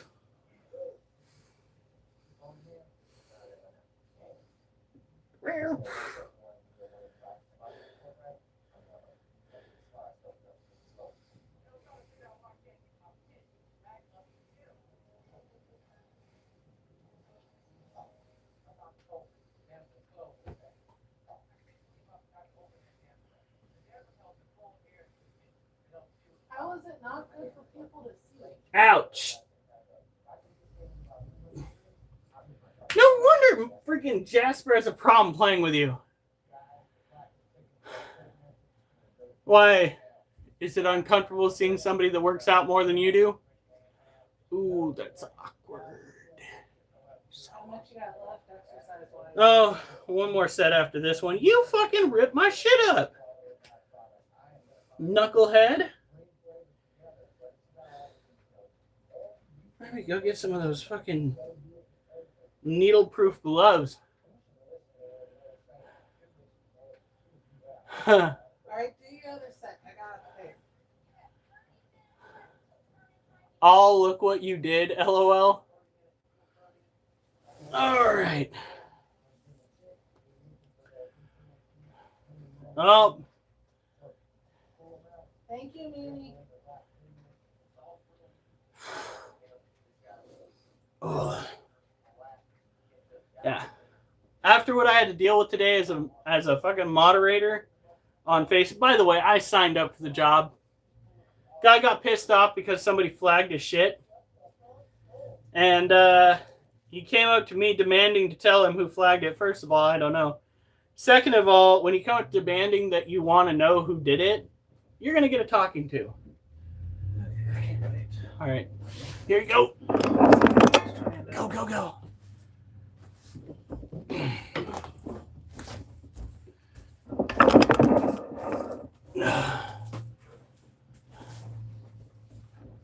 Duchess, no.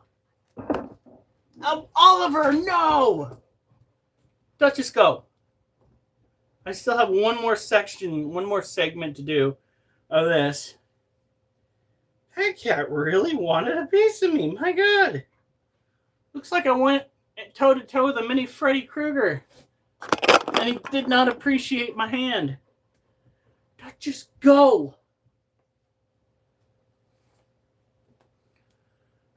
Here we go.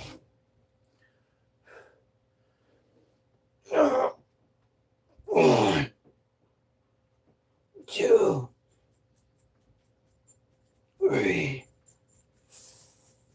4, 5,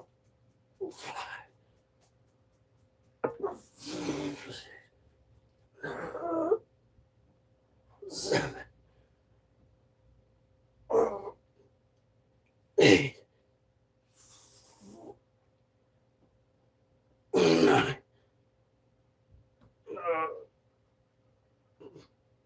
Oh my God. 10. Oh. Hovering like that was a bad idea. Ha.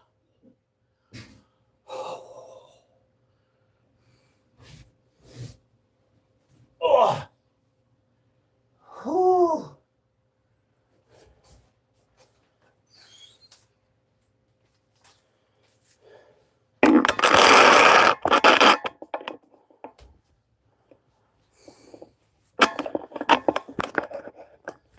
All right. But anyway, I got him to lose his shit to the point where I could go and report him to Facebook. And since he was already flagged as somebody that couldn't go and message on groups, like any group, they completely kicked him off. Do not troll that stole the whole role of the dude that is online troll. Something along those lines.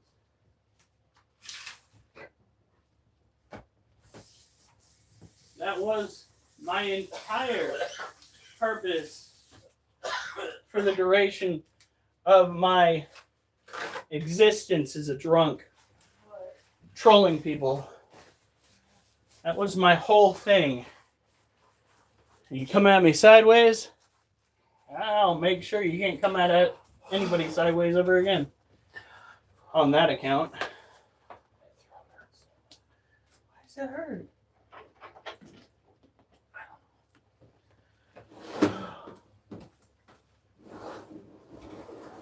Alright.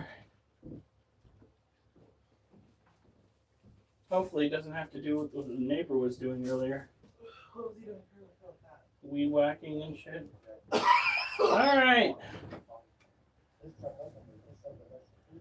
Whew.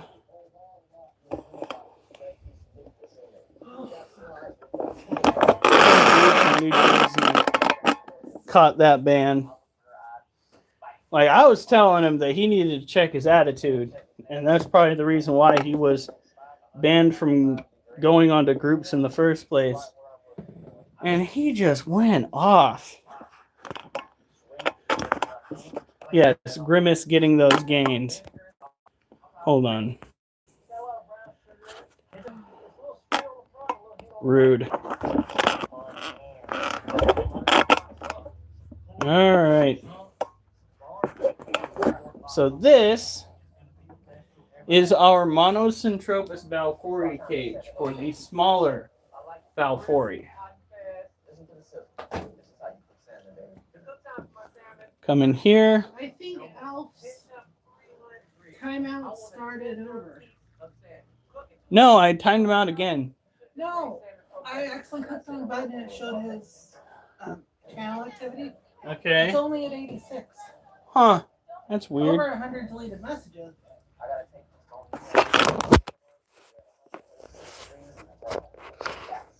Our other balfouri is down in there. I did another welfare check. I know I said I wouldn't. But our big one, our big baby, right there. And she has been out and about, just webbing everything up. I think it's because she is growing too big for her current hide. And with that, she can't abide.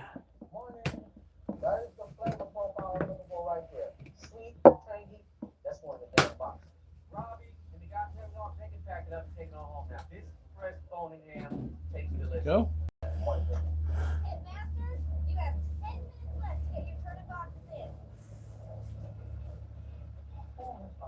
It's minutes before turning. We get the salmon right on time. Steak is perfect. I would use 4 pieces of salmon steak in the box. You know, we have 2 chunks of salmon in the freezer. We need to cook those then, if they're still good. They're vacuum sealed. All right, so this right here is our cobalt blue tarantula sling. This little monster has webbed both entrances to his domicile shut, which is an indicator that it is not interested in food.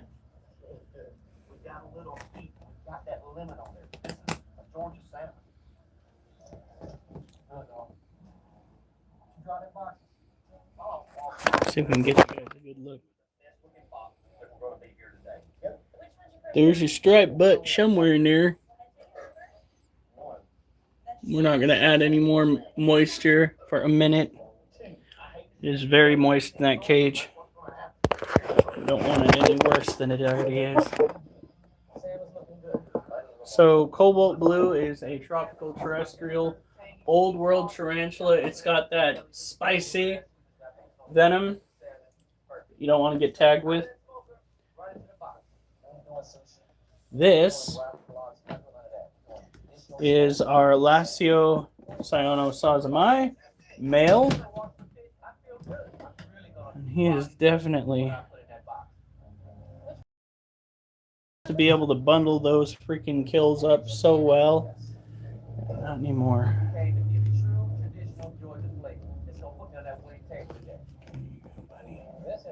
His brother does not appreciate, not really his brother, brother from another mother, really does not appreciate having stuff in his cage. We tried, and he was just not. The clock has run out for our competitors. It's time to put their meat to the ultimate test. Our world-class panel of judges, Myron, Tuffy, and Big Mo. Will Robbie's experience leading to victory? Is Eric's traditional cooking method the secret to success? Or will John's heavenly taste bring sweet salvation to our judges? It's been a long day spent. All right. Let's say we got Now this Lacio Sano, probably butchering the enunciation, but oh well. This Lacio Sano is about a year, maybe 2 years into adulthood. His ability to eat is hindered. However, he was able to catch prey yesterday, as you guys saw. He ate willingly. Did not have to force him to do anything. Did have to force the cricket to go back, though. He was willing. The cricket was very much not. Let's see if this boy ate. This is his brother from another mother that we were hoping was a female. And the cricket committed suicide. Oh wait, no, the cricket's still alive. Never mind. He's just taking a bath.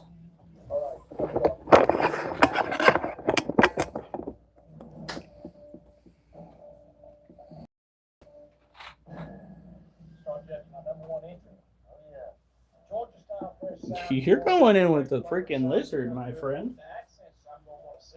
Yeah. Have fun.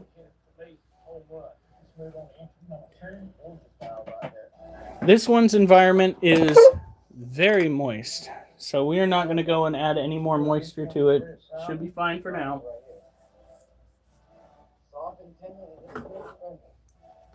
Few things that we learned about crickets: they usually have a 14-week lifespan, which means the adults that are dying in your care after you get them from the pet store, it's probably not your fault. They are probably just very freaking old. We have to go in and we clean the ones that have died out of our cricket keeper.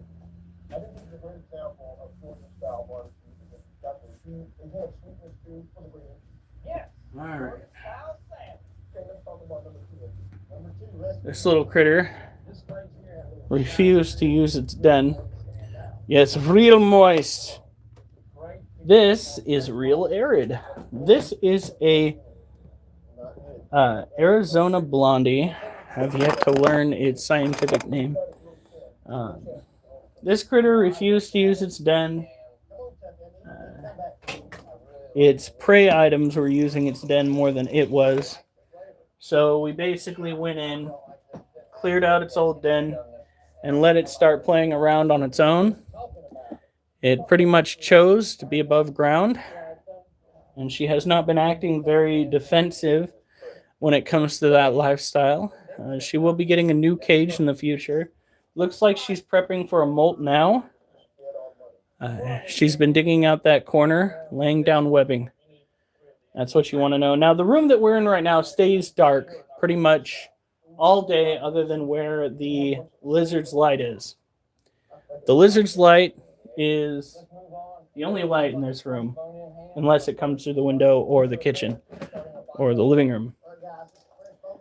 And because it's so dark, I have a feeling that's why many of the tarantulas opt to not use dens pretty much at all. This little one did eat yesterday, but I don't know where the freaking food is.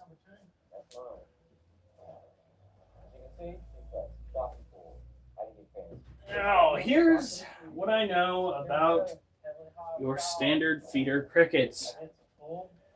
They are a short-lived species, and they have some fairly interesting needs as far as reproduction goes. Because juveniles prefer to be, like nymphs, prefer to be in moist soil, while adults prefer to be in dry climates, but the adults like to drink tons of water.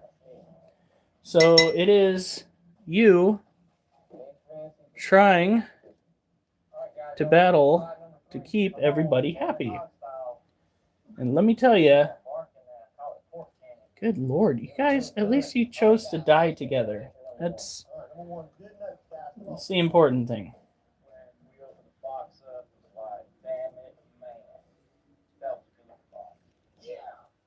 You just had every piece conceivable was in that box. It was a great entry. Rub off on these boys. All three of them.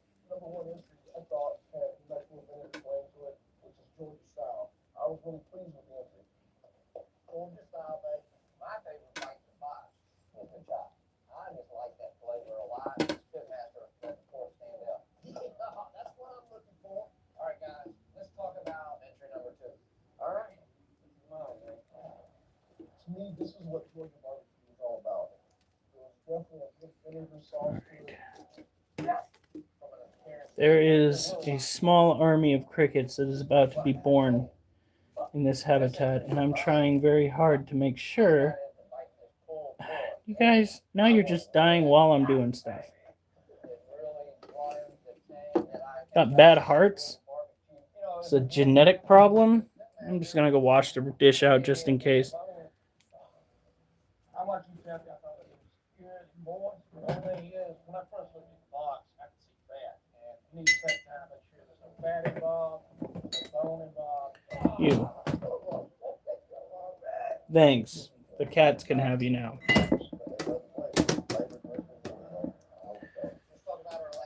Alright. This pitmaster chose to put in various pieces as well. But the chunk that I grabbed was a little dry.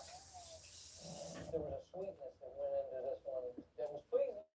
It was a little bit different than what I was expecting to taste from it. Do it to me, man. I think it had great moisture. Come on, Mo. Save me, baby. I thought it was a little sweet. It had no tang to it. That's what was the barbecue. Didn't have any vinegar, period. Chopped, good, moist, but having a background and tradition tied towards barbecue, man, it might be a little heavy on the sweet. I mean, come on, man, sweet peaches. I mean, come on, they're sweet. Man, it was an agonizing process, but we can only select one winner. Y'all really tally up the scores, see who come out on top? Add those up. It's the most nerve-wracking time there is. You know what's gonna stop me? Is that it's the bowl. I'm worried. The winner, the barbecue pitmaster. Wow, that was. They only do it episode by episode? What do you mean? So, barbecue pitmaster that's like top tier amongst them, because it seems like they're all doing a single tournament in one episode. It's, yeah, like the best out of X amount go against each other for the next round. Oh, I think you told me this before. Remember to try to keep your prey items cared for as much as you do your predators, because they are the food that your predator eats. So your food's food should be a priority. Unfortunately, all 3 judges thought my hand was a little too sweet. It's the most nerve-wracking time there is. Damn it. We got another escape. I hate crickets sometimes.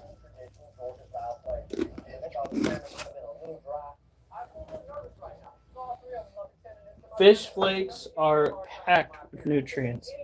Both crickets and dubia roaches will eat them willingly. Now we have one side of the cage around the water dish that is moist. The rest of it we try to keep dry. this will hopefully make the perfect climate for both the adults and the nymphs that need to hatch out. I think I see nymphs in the soil. That or that we're about to get like flies up in here. I know that some of these are cricket eggs, I feel good about it, and hopefully you guys like it. I'll tell you something. I like you buried yourself hat on that. but we have bigger fish right there. No little things, no believe yes, it's got right beside it. 116 points separate win and lose. Lots of cricket eggs. I'm just hoping that they hatch out and we get some babies. I had loads of babies before I dropped the last cage. Lordy, did I have loads of babies. Oh, shit. Appreciate that. Anything else off the hog?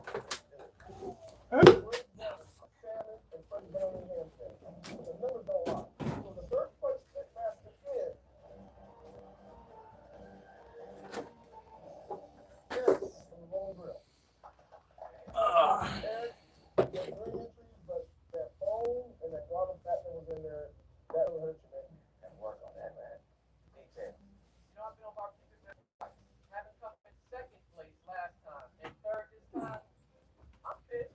I'll be honest. Move forward this time. The hell with this today. The Road Grill still kicks some kick ass part. Yeah. We're going to get all of these taken care of, and then we're going to do my last set. What are you guys doing? It's not your first time seeing it. What would it mean to you to win here today? Munchkin? Are you serious?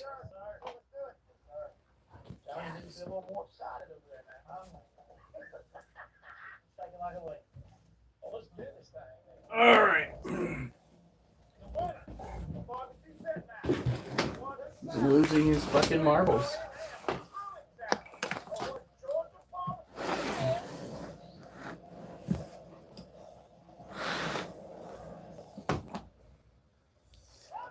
All right.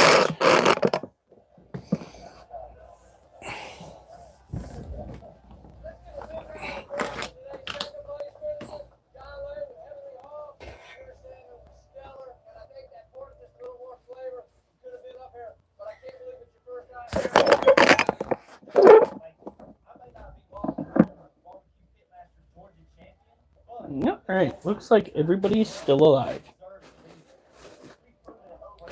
Sounds like something I shouldn't have to say, but we've had some problems in the past. They ate all of the roses that we put in here.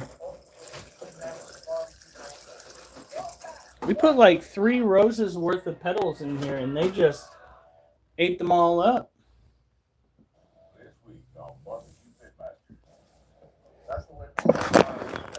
So let's zoom in a little bit.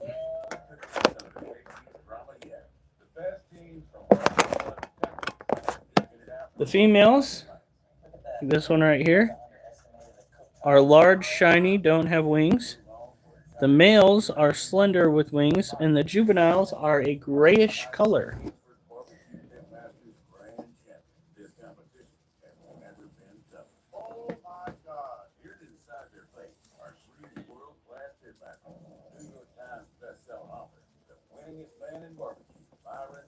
We're probably going to have to order more fish flakes. Do we have the money for that? In the meantime, we could probably feed them either dog food, cat food, or more rose petals, to be honest. And maybe fruit, because we have so much. We could, I mean, we have fish flakes in there right now, but like, yeah. Well, those apples are gonna go bad. Do you want me to peel one tonight? It's up to you.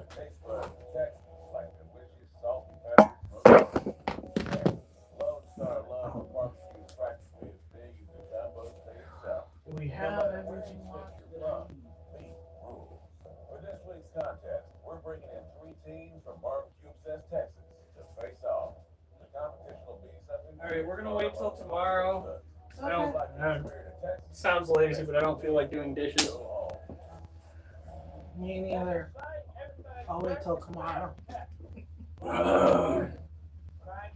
Honestly, if I just get down and do it, I can get done in like 10, 15 minutes. That's the way that cleaning up the house is too. Every fucking time, except for the last 2 times, the house was a fucking terror. The last time, I thought I was gonna crash out for sure, as the kids would say, because every time I wanted to get something done cleaning wise, it took like 3 steps. Just like that. It takes 3 steps to get one thing done in this house. And I was just like, oh, okay, breathe. That was sick.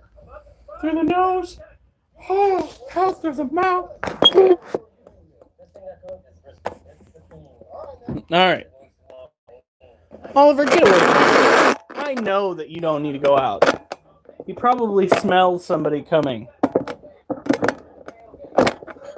I didn't say here's somebody coming, because if he heard somebody coming, yes, roaches. Those were dubia roaches. They are the only species that we are ever going to raise in this house. Again. We won't do red runners.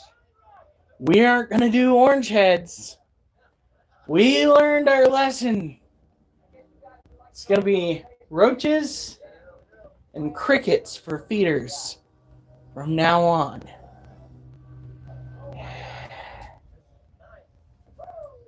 Oliver, get out of the way. Go on.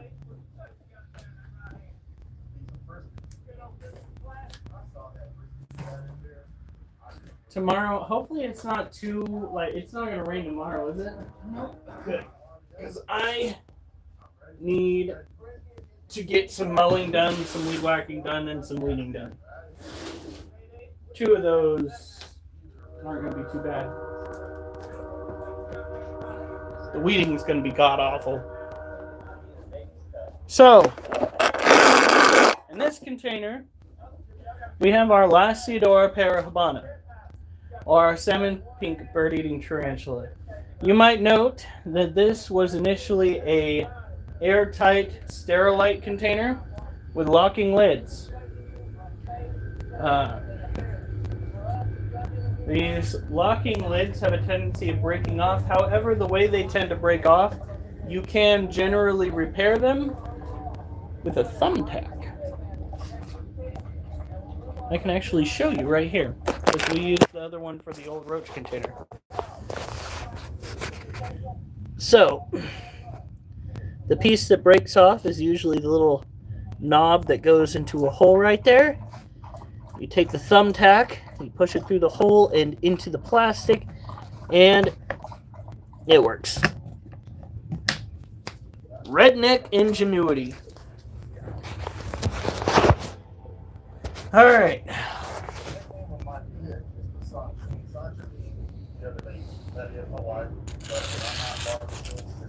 But we took a soldering iron and we did this. Now learn from our mistakes. This is a good way to learn from our mistakes. Now, while this does give you a pretty decent amount of cross ventilation, there's an issue that occurs with the plastic itself. The plastic itself getting incredibly fragile after you melt it and let it cool. Now, holes, like you see up here, they're not so bad. However, when you do slats, they are incredibly brittle. That's why I try to pick it up from under the slats and not where the slats are, because they will break. And that they're not too weak, or not so weak, that our tarantula here will try to take advantage of the situation. So these guys, when they're younger, they tend to want to have a hide of some sort. Either you give it to them or they give it to themselves. They like to be subterranean. However, as they get older, they tend to shy away from using a hide. And this poses a bit of a health risk for them. Again, learn from our mistakes. We were cleaning out its cage one time, and we looked inside the den that it still had, and there was a false widow spider. Now, for those that don't know, tarantulas should not be housed with wild spiders. Wild spiders typically are venomous, and yeah, no, we don't just raise them for pets, although they wouldn't be the worst first time tropical animal. But in any case, where was I? Yeah, so we found a false widow spider poses a potential risk for the tarantula. When a tarantula molts, it is incredibly fragile and very susceptible to predation from other animals, including smaller animals that will bite it in self-defense. We've lost a Theraphosa juvenile to that. And I definitely do not recommend leaving a den in a cage that the tarantula is not going to use. It is not a good idea. So, let the tarantula make that decision on its own. If you see that it's starting to dig, what you can do is you can dig out what I call a trench den, which is an incredibly simple way to do it. What you want to get is like a plastic sheet or a metal sheet of some kind. Ceramic might work too. You're going to want to go dig a trench. As you're digging, throw the dirt up onto the sides.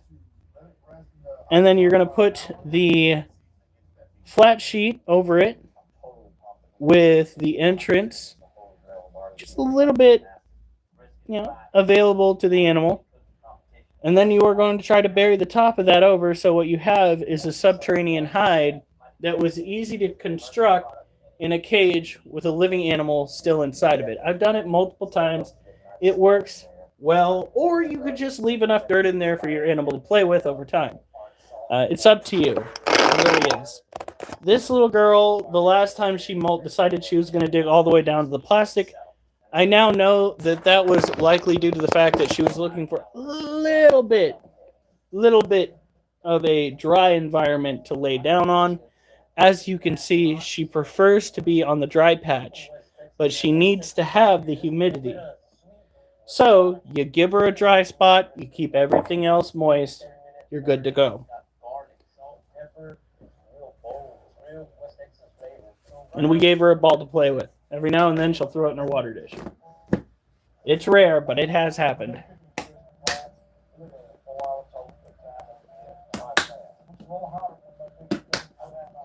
Alright. So, again, I tend to get underneath. Grab it down by the base. You put enough dirt in there, it's arm day every day. I tend to look at my animals at least once a night. I go live every night. It gets boring because they are the same animals over and over again. But sometimes life throws a wrench into things. 45 baby Florida bark scorpions. Yeah. Talk about throwing a wrench into things. Fantastic way to start a live stream. Oh boy. We still have those babies too. We will. They still haven't gone through that the next molt, which is what I'm waiting for before we start selling them. And yes, we will be selling them because 45 mouths to feed. Doesn't matter how many crickets I breed, there's never going to be enough. Or roaches, for that matter. Although once they get to eating normally, I guess I won't have to worry so much about it. Have we decided how many we're keeping? One or two. We'll probably wind up keeping my brothers. That little thing was the first one to get obese. This is another Sterilite container. This is Sterilite container 2.0. We just used circles. See? Strong. Circles, good. Slats, bad. Now you'll see that there is a little bit of mold. Pops up over here. A little bit of mold trying to pop up down here. Some over in that corner. Would be something to worry about, because you don't want mold inside the book lungs of your tarantulas. And that's where it's going to start collecting if you're not careful. Except we have some cleaning here. Ladies and gentlemen, let me introduce you to Springtails. About a year ago, These little guys are natural mold destroyers. They eat that shit. And they reproduce like crazy in the right environment. If I could get one on camera. There's one. Hey, little buddy. Run. They are small. They don't seem like much, but they get the job done. And that is really important. Especially if you don't want to clean the cage out every fucking month. Here in Oregon, oh, always going to be a problem because it is always wet. Hey, baby girl. You gonna molt? You don't eat. You don't eat. I think we caught the last roach that we tried throwing in there. I thought so. Yeah, so yeah, she's pre-molt, or she's acting pre-molt. And our roaches are fed rose petals, okay? So it's not like they don't have the right flavor, alright?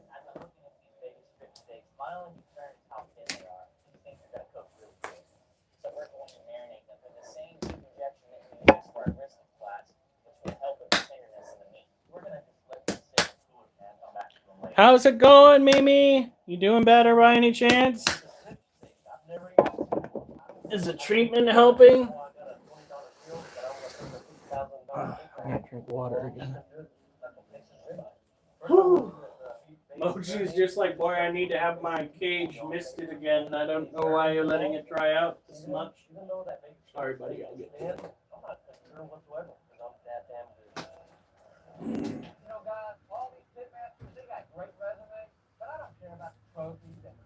All right.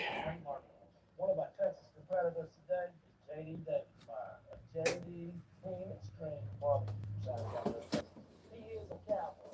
With that There we are. he's won $40,000. That's a cowboy. Now this is our adult Balfouri cage. I fed you that roach so you would eat it. Now it's twice the size. You guys are going to understand what I'm saying. Or two, but it's healing. That is so good. Wasn't Durs on earlier? Did he go to bed?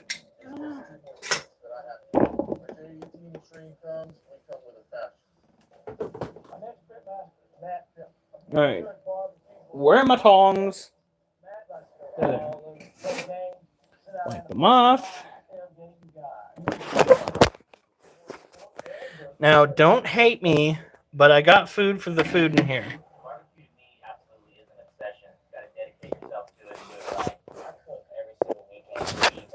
Gotcha. I usually don't try to feed her again this early, but this girl likely will handle this roach like a true queen. So let's see. God, this roach is so fat.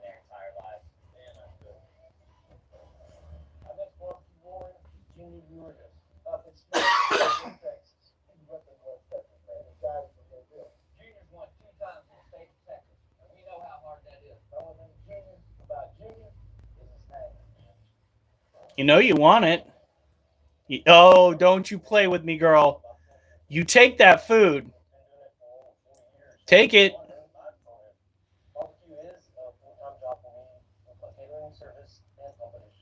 I started competing in 2006, and since I started competing in barbecue, I've always placed in the top 10. I breathe it, I live it, I love it. Winning Barbecue Pit Masters Texas champion would be an awesome dream. All I gotta say is, woo! That takedown was probably the laziest I've ever seen in my entire life. I mean, is she gonna rip it up there and just keep it as a pet? Is that what's going on here?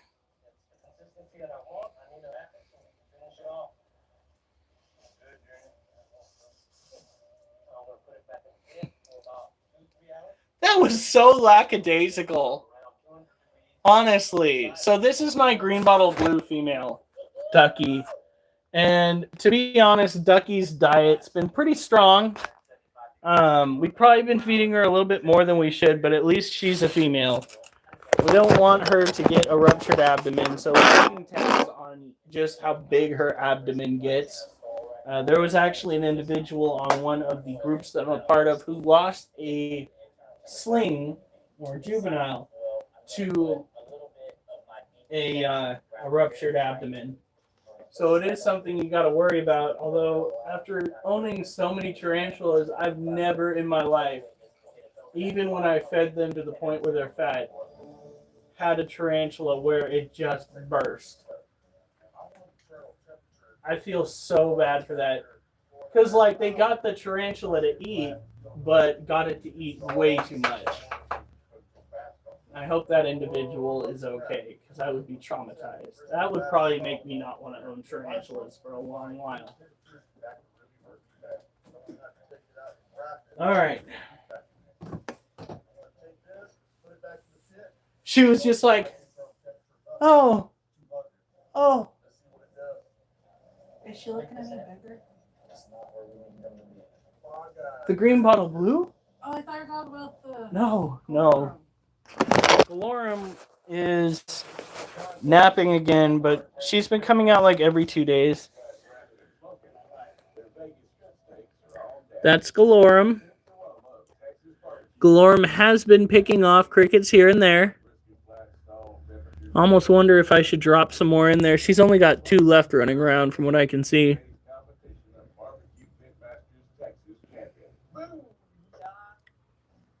But there she is. She used to have... Look at that.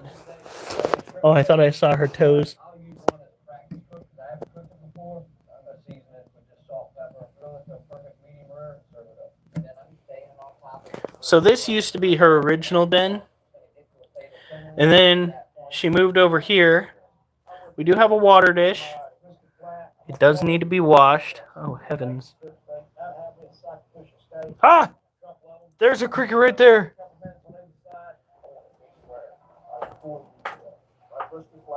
Oh, yeah. But we do need to mist her cage. Not mist. We do need to water that. Get it all done. You don't mist a Balfour's cage. They are an arid species from Yemen. However, giving them plenty of water to drink is always a good idea. Always have water for your tarantulas. I don't care if they're arid. I don't care.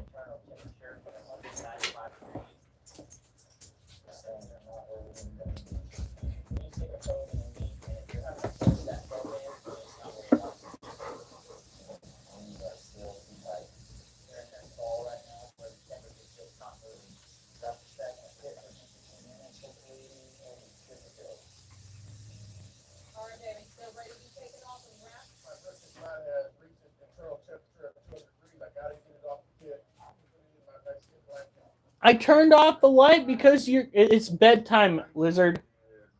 Rex is just like, bro, where's my light?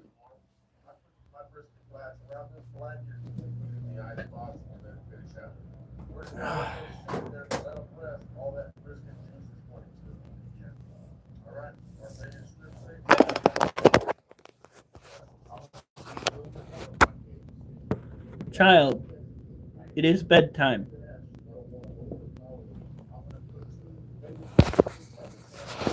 She is so fat. Or he. We actually might need to go and put it on a feeding regimen. I was so happy just dropping crickets in there because then I can go and keep the crickets alive with her, or him. But, yeah.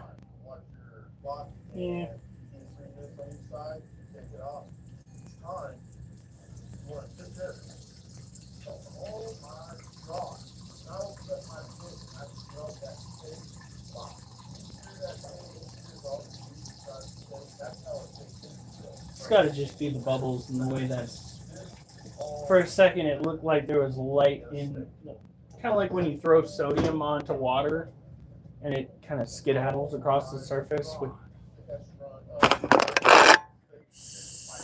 Superheat. She came out all delicate, yeah. We do have a camera inside the cage. It is not set to track motion because when you have a camera inside of a cage that tracks motion, there's always a chance for the camera crushing your tarantula. If you're going to have a camera inside the cage, have it set to stay stationary to protect your animal. But I understand why you'd want to have a camera in there.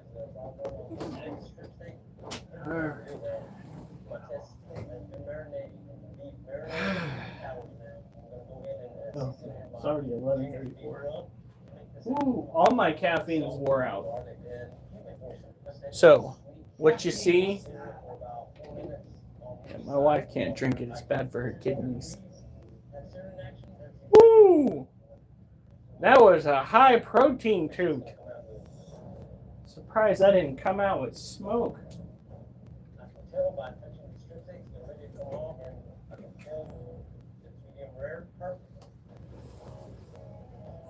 Tomorrow is pull-up day and tricep dips. It's literally why we have the workout stand behind me here. Child, are you gonna molt anytime soon? How long did it take for the needles? Was that like a year? Well, we don't know how many failed molts you had. Yeah. That was like 2. Yeah, this guy we're keeping super moist. Super moist. Am I related to Santa Claus? No, but I am a member of the Schoonover household, and those genes are thick. Don't give him any ideas. I don't need strangers writing to my address, okay? Alright. This one's cage is super moist. So we're not going to go and put any more spritzes Asian forest scorpion. Kind of wish that tarantulas glowed like scorpions do. Under black light. Q. Oh, I dropped the. Whoop.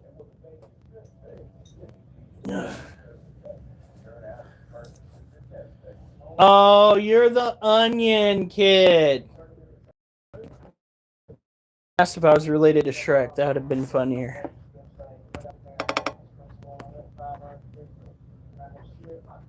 I almost put you in timeout, but that's not terrible.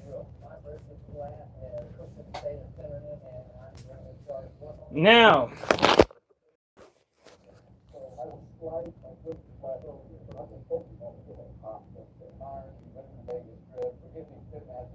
I think Jeremy's like freaking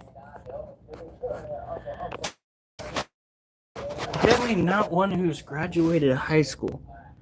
So this is scorpion right here.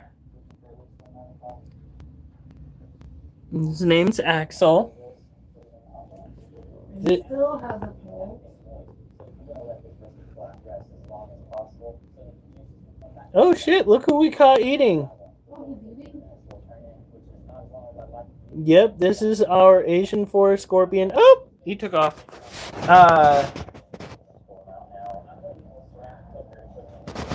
They sound like a prepubescent. Why are you out here asking people if they're onions? It doesn't make any sense, man. You've been playing with squeakers too much online. First of all, that's not fair to you. Parents need to get their fucking crotch goblins off of our games.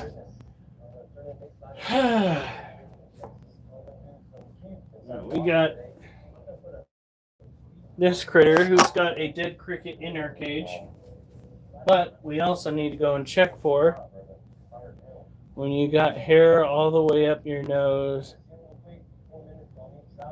Hair all the way up your nose, and you call yourself a hermit.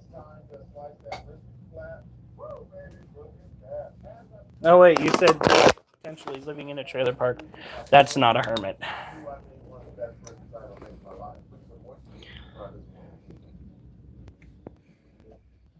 Look at her. So this is Mama.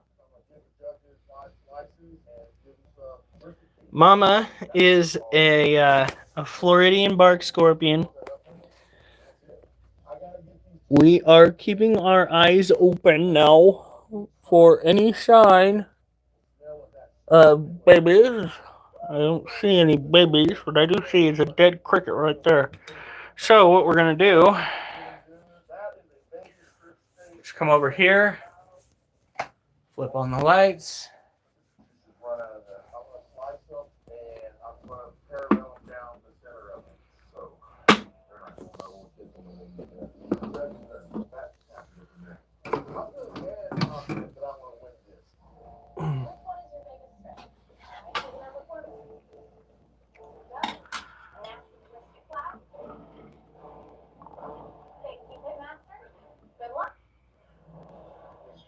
Who? All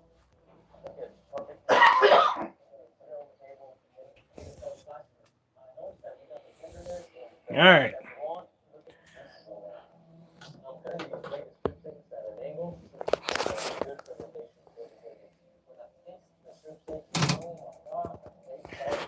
Let's get down in here. Hey, babies. When are you gonna molt? Or have babies? One or the other. One or the other. As we have learned, though, if she's preparing for babies, I'm pretty sure she would have had them by now. I could be wrong about that, but when Cherry had her babies, like, she got really fat really fast, and then she just kind of had them.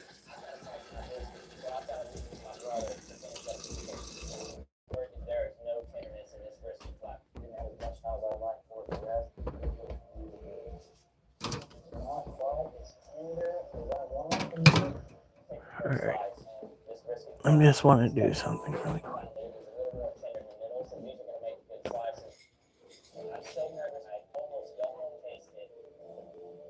I don't see any scorpion babies.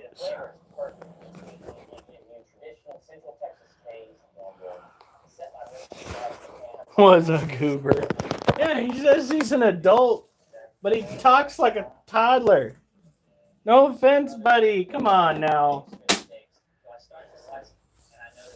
I don't want to be mean, but Why are you? because sometimes people need a little bit of a reality check. Alright. Alright.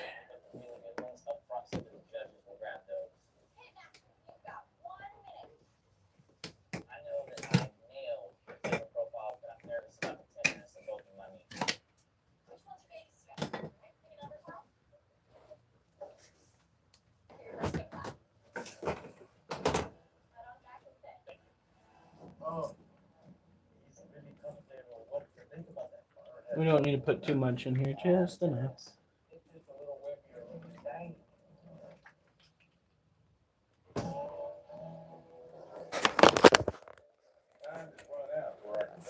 That's true. I've just never had an adult ask me if I was related to an onion. Oh my god, they're babies!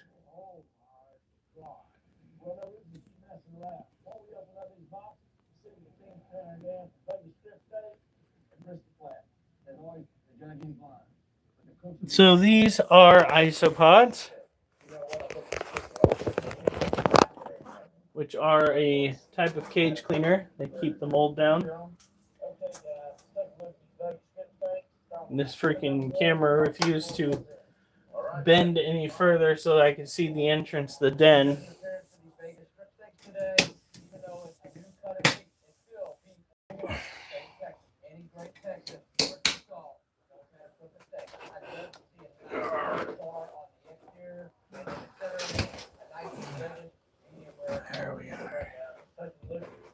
number two, here's mine, my biggest fear. Myron's locked in on it. He's really complicated on what. Take a look at This is true. I am sorry. I will try to work on more positive things to my members here.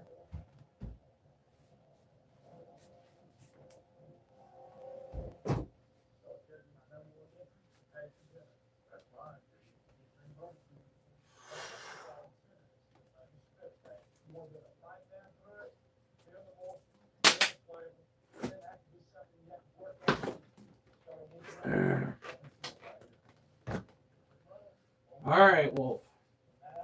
You can come out. Wolf, you can come out. Come on. Wolf, come on. Come here. There you go. Yeah, there you go. Now I've got 3 dogs to deal with. I see some hair. Ah, puppies everywhere. Puppies. Oliver.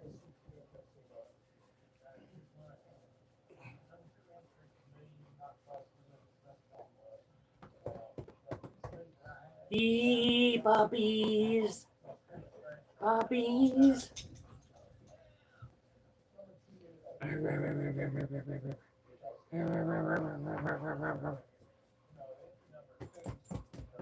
All right, kids, go on. No, come here. Come here. Oliver, come here. Go on, Duchess. Everybody. There you go. Go on.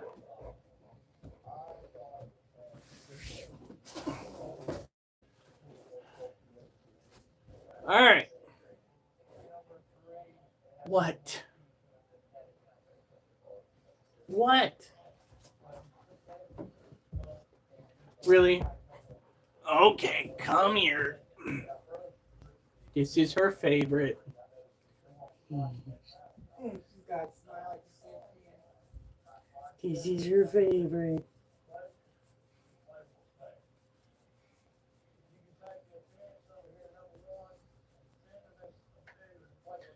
I have had this puppy dog since he was a wee little polar bear potato.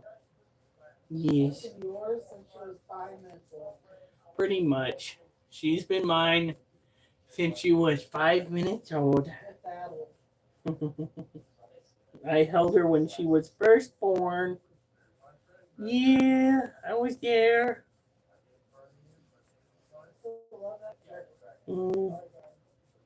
I should make it my thumbnail one of these times.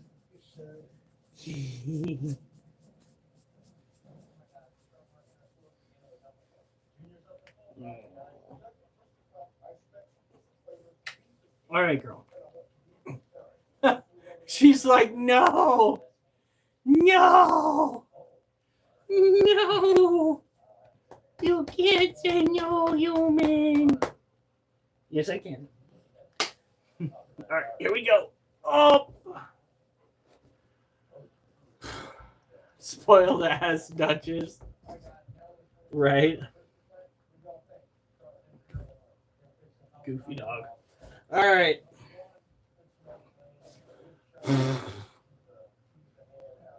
Doggy fur? Yep.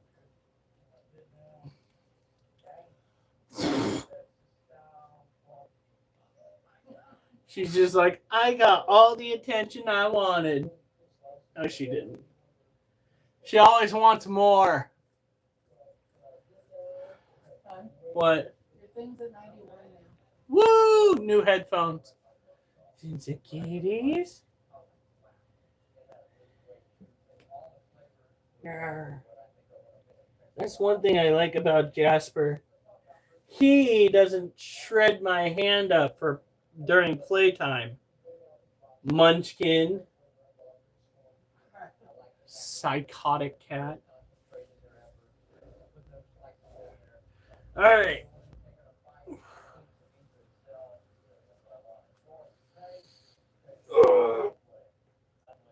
1, 2, 3, 4, 5, 6. 1, 1, 2, 3, 4, 6. 2. 1, 2, 3, 4, 5, 6. 3.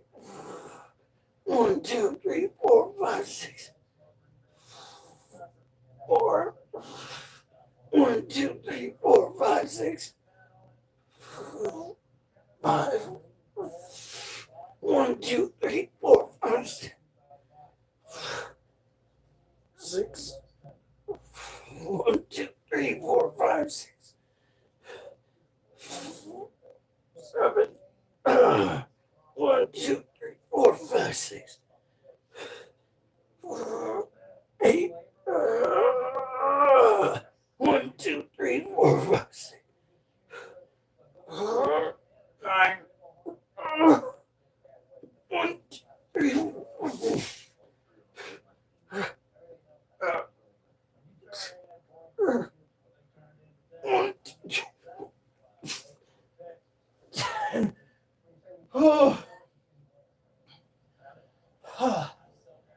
Last set is always hard.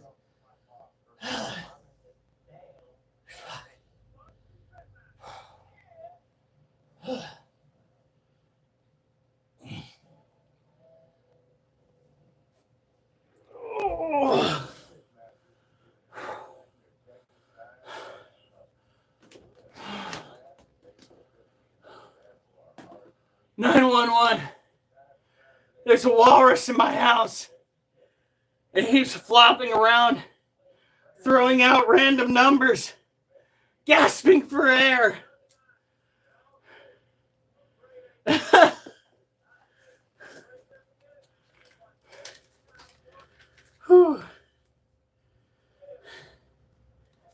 Well, we definitely did better than last time.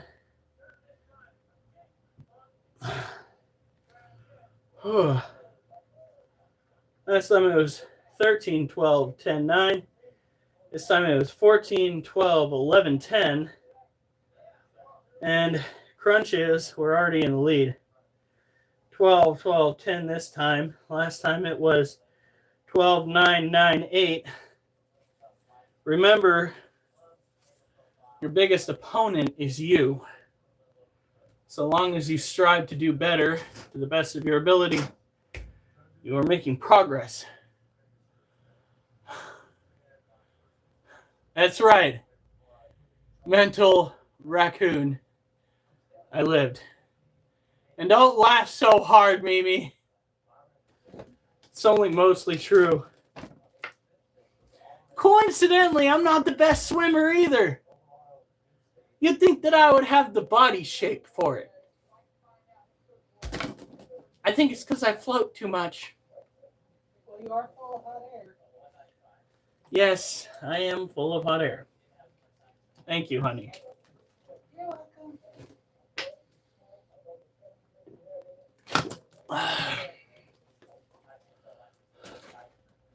Tell you what, I'll be the last person to need a life preserver. I didn't go that far. And throw me out there, I could just float on my back all the way down to buoy 10, and that's when they would have to throw the life preserver. Because them waters aren't very friendly. They aren't friendly to ships. They're not going to be friendly to me. For those that don't know, when we first got Munchkin, he had some sort of weird separation anxiety from his mother. That's what I'm going with anyway. And that cat bit me on the nipple. More than once. More than once. One time we were getting ready for bed. Everything was calming down. I wasn't paying attention, and all of a sudden it was just like, now's the perfect time to try to give you a piercing, human. Fucking cat.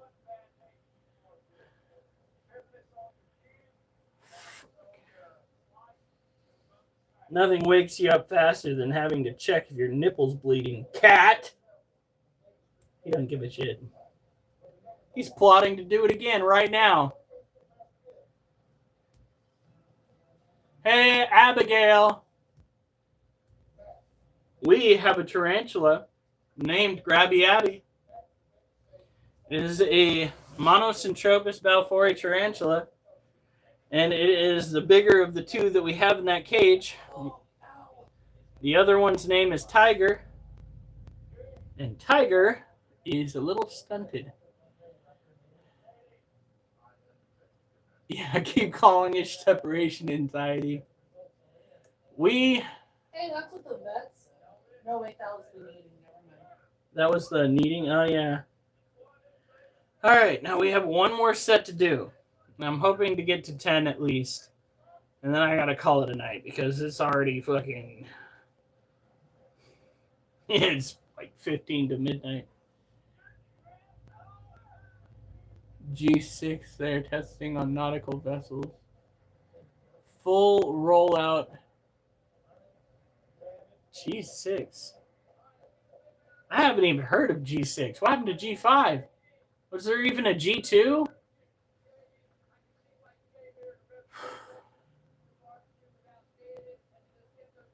Yeah. See, Mimi shares a time zone with us because she is down in the southwestern United States. That's the way the cookie crumbles. All right, here we go. Last set we gotta do. You maybe have a helper coming. What is this? Duchess. Really? More? Really? She just wants to snuggle. Looking over and seeing her smile. She just wants more snuggle time. You know, it's your father's face on the thumbnail. You know that, right? If anybody should be getting all this attention, it's him. But no, it's you. You know how warm it is? Why do you want snuggle time? Why do you want snuggle time? It is so freaking warm. It is warm. It's ridiculous. Right, Mimi?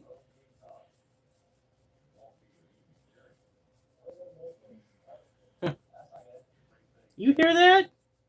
They're calling you out on this prima donna behavior. Yeah.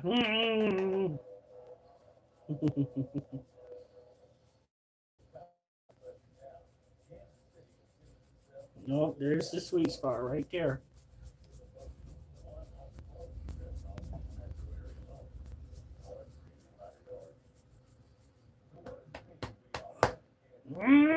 All right. Don't stiffen your back, girl. You're getting up. There you go. Oliver didn't get any attention. That was all you. I think she knows. What? Did you get enough attention with Daddy? She ought to be happy. She does have a big smile on her face. She's not even pouting. See. Whew. Okay. Last set. 1, 2, 3, 4, 5, 6, 7, 8, 9, 10, 11. Whew. I think I extended the legs a little higher than I needed to.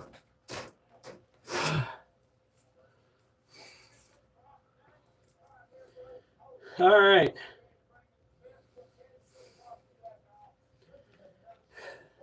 Not bad. The ups, we got 14, 12, 11, 10. Crunches, we got 12, 12, 10, 11. I think dehydration was a factor. Oh!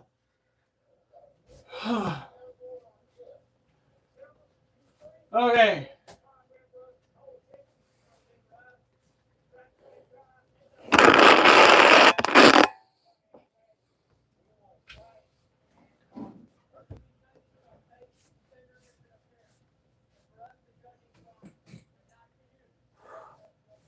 You guys have a good night. Stay safe. I better not see you on the news unless it's good news.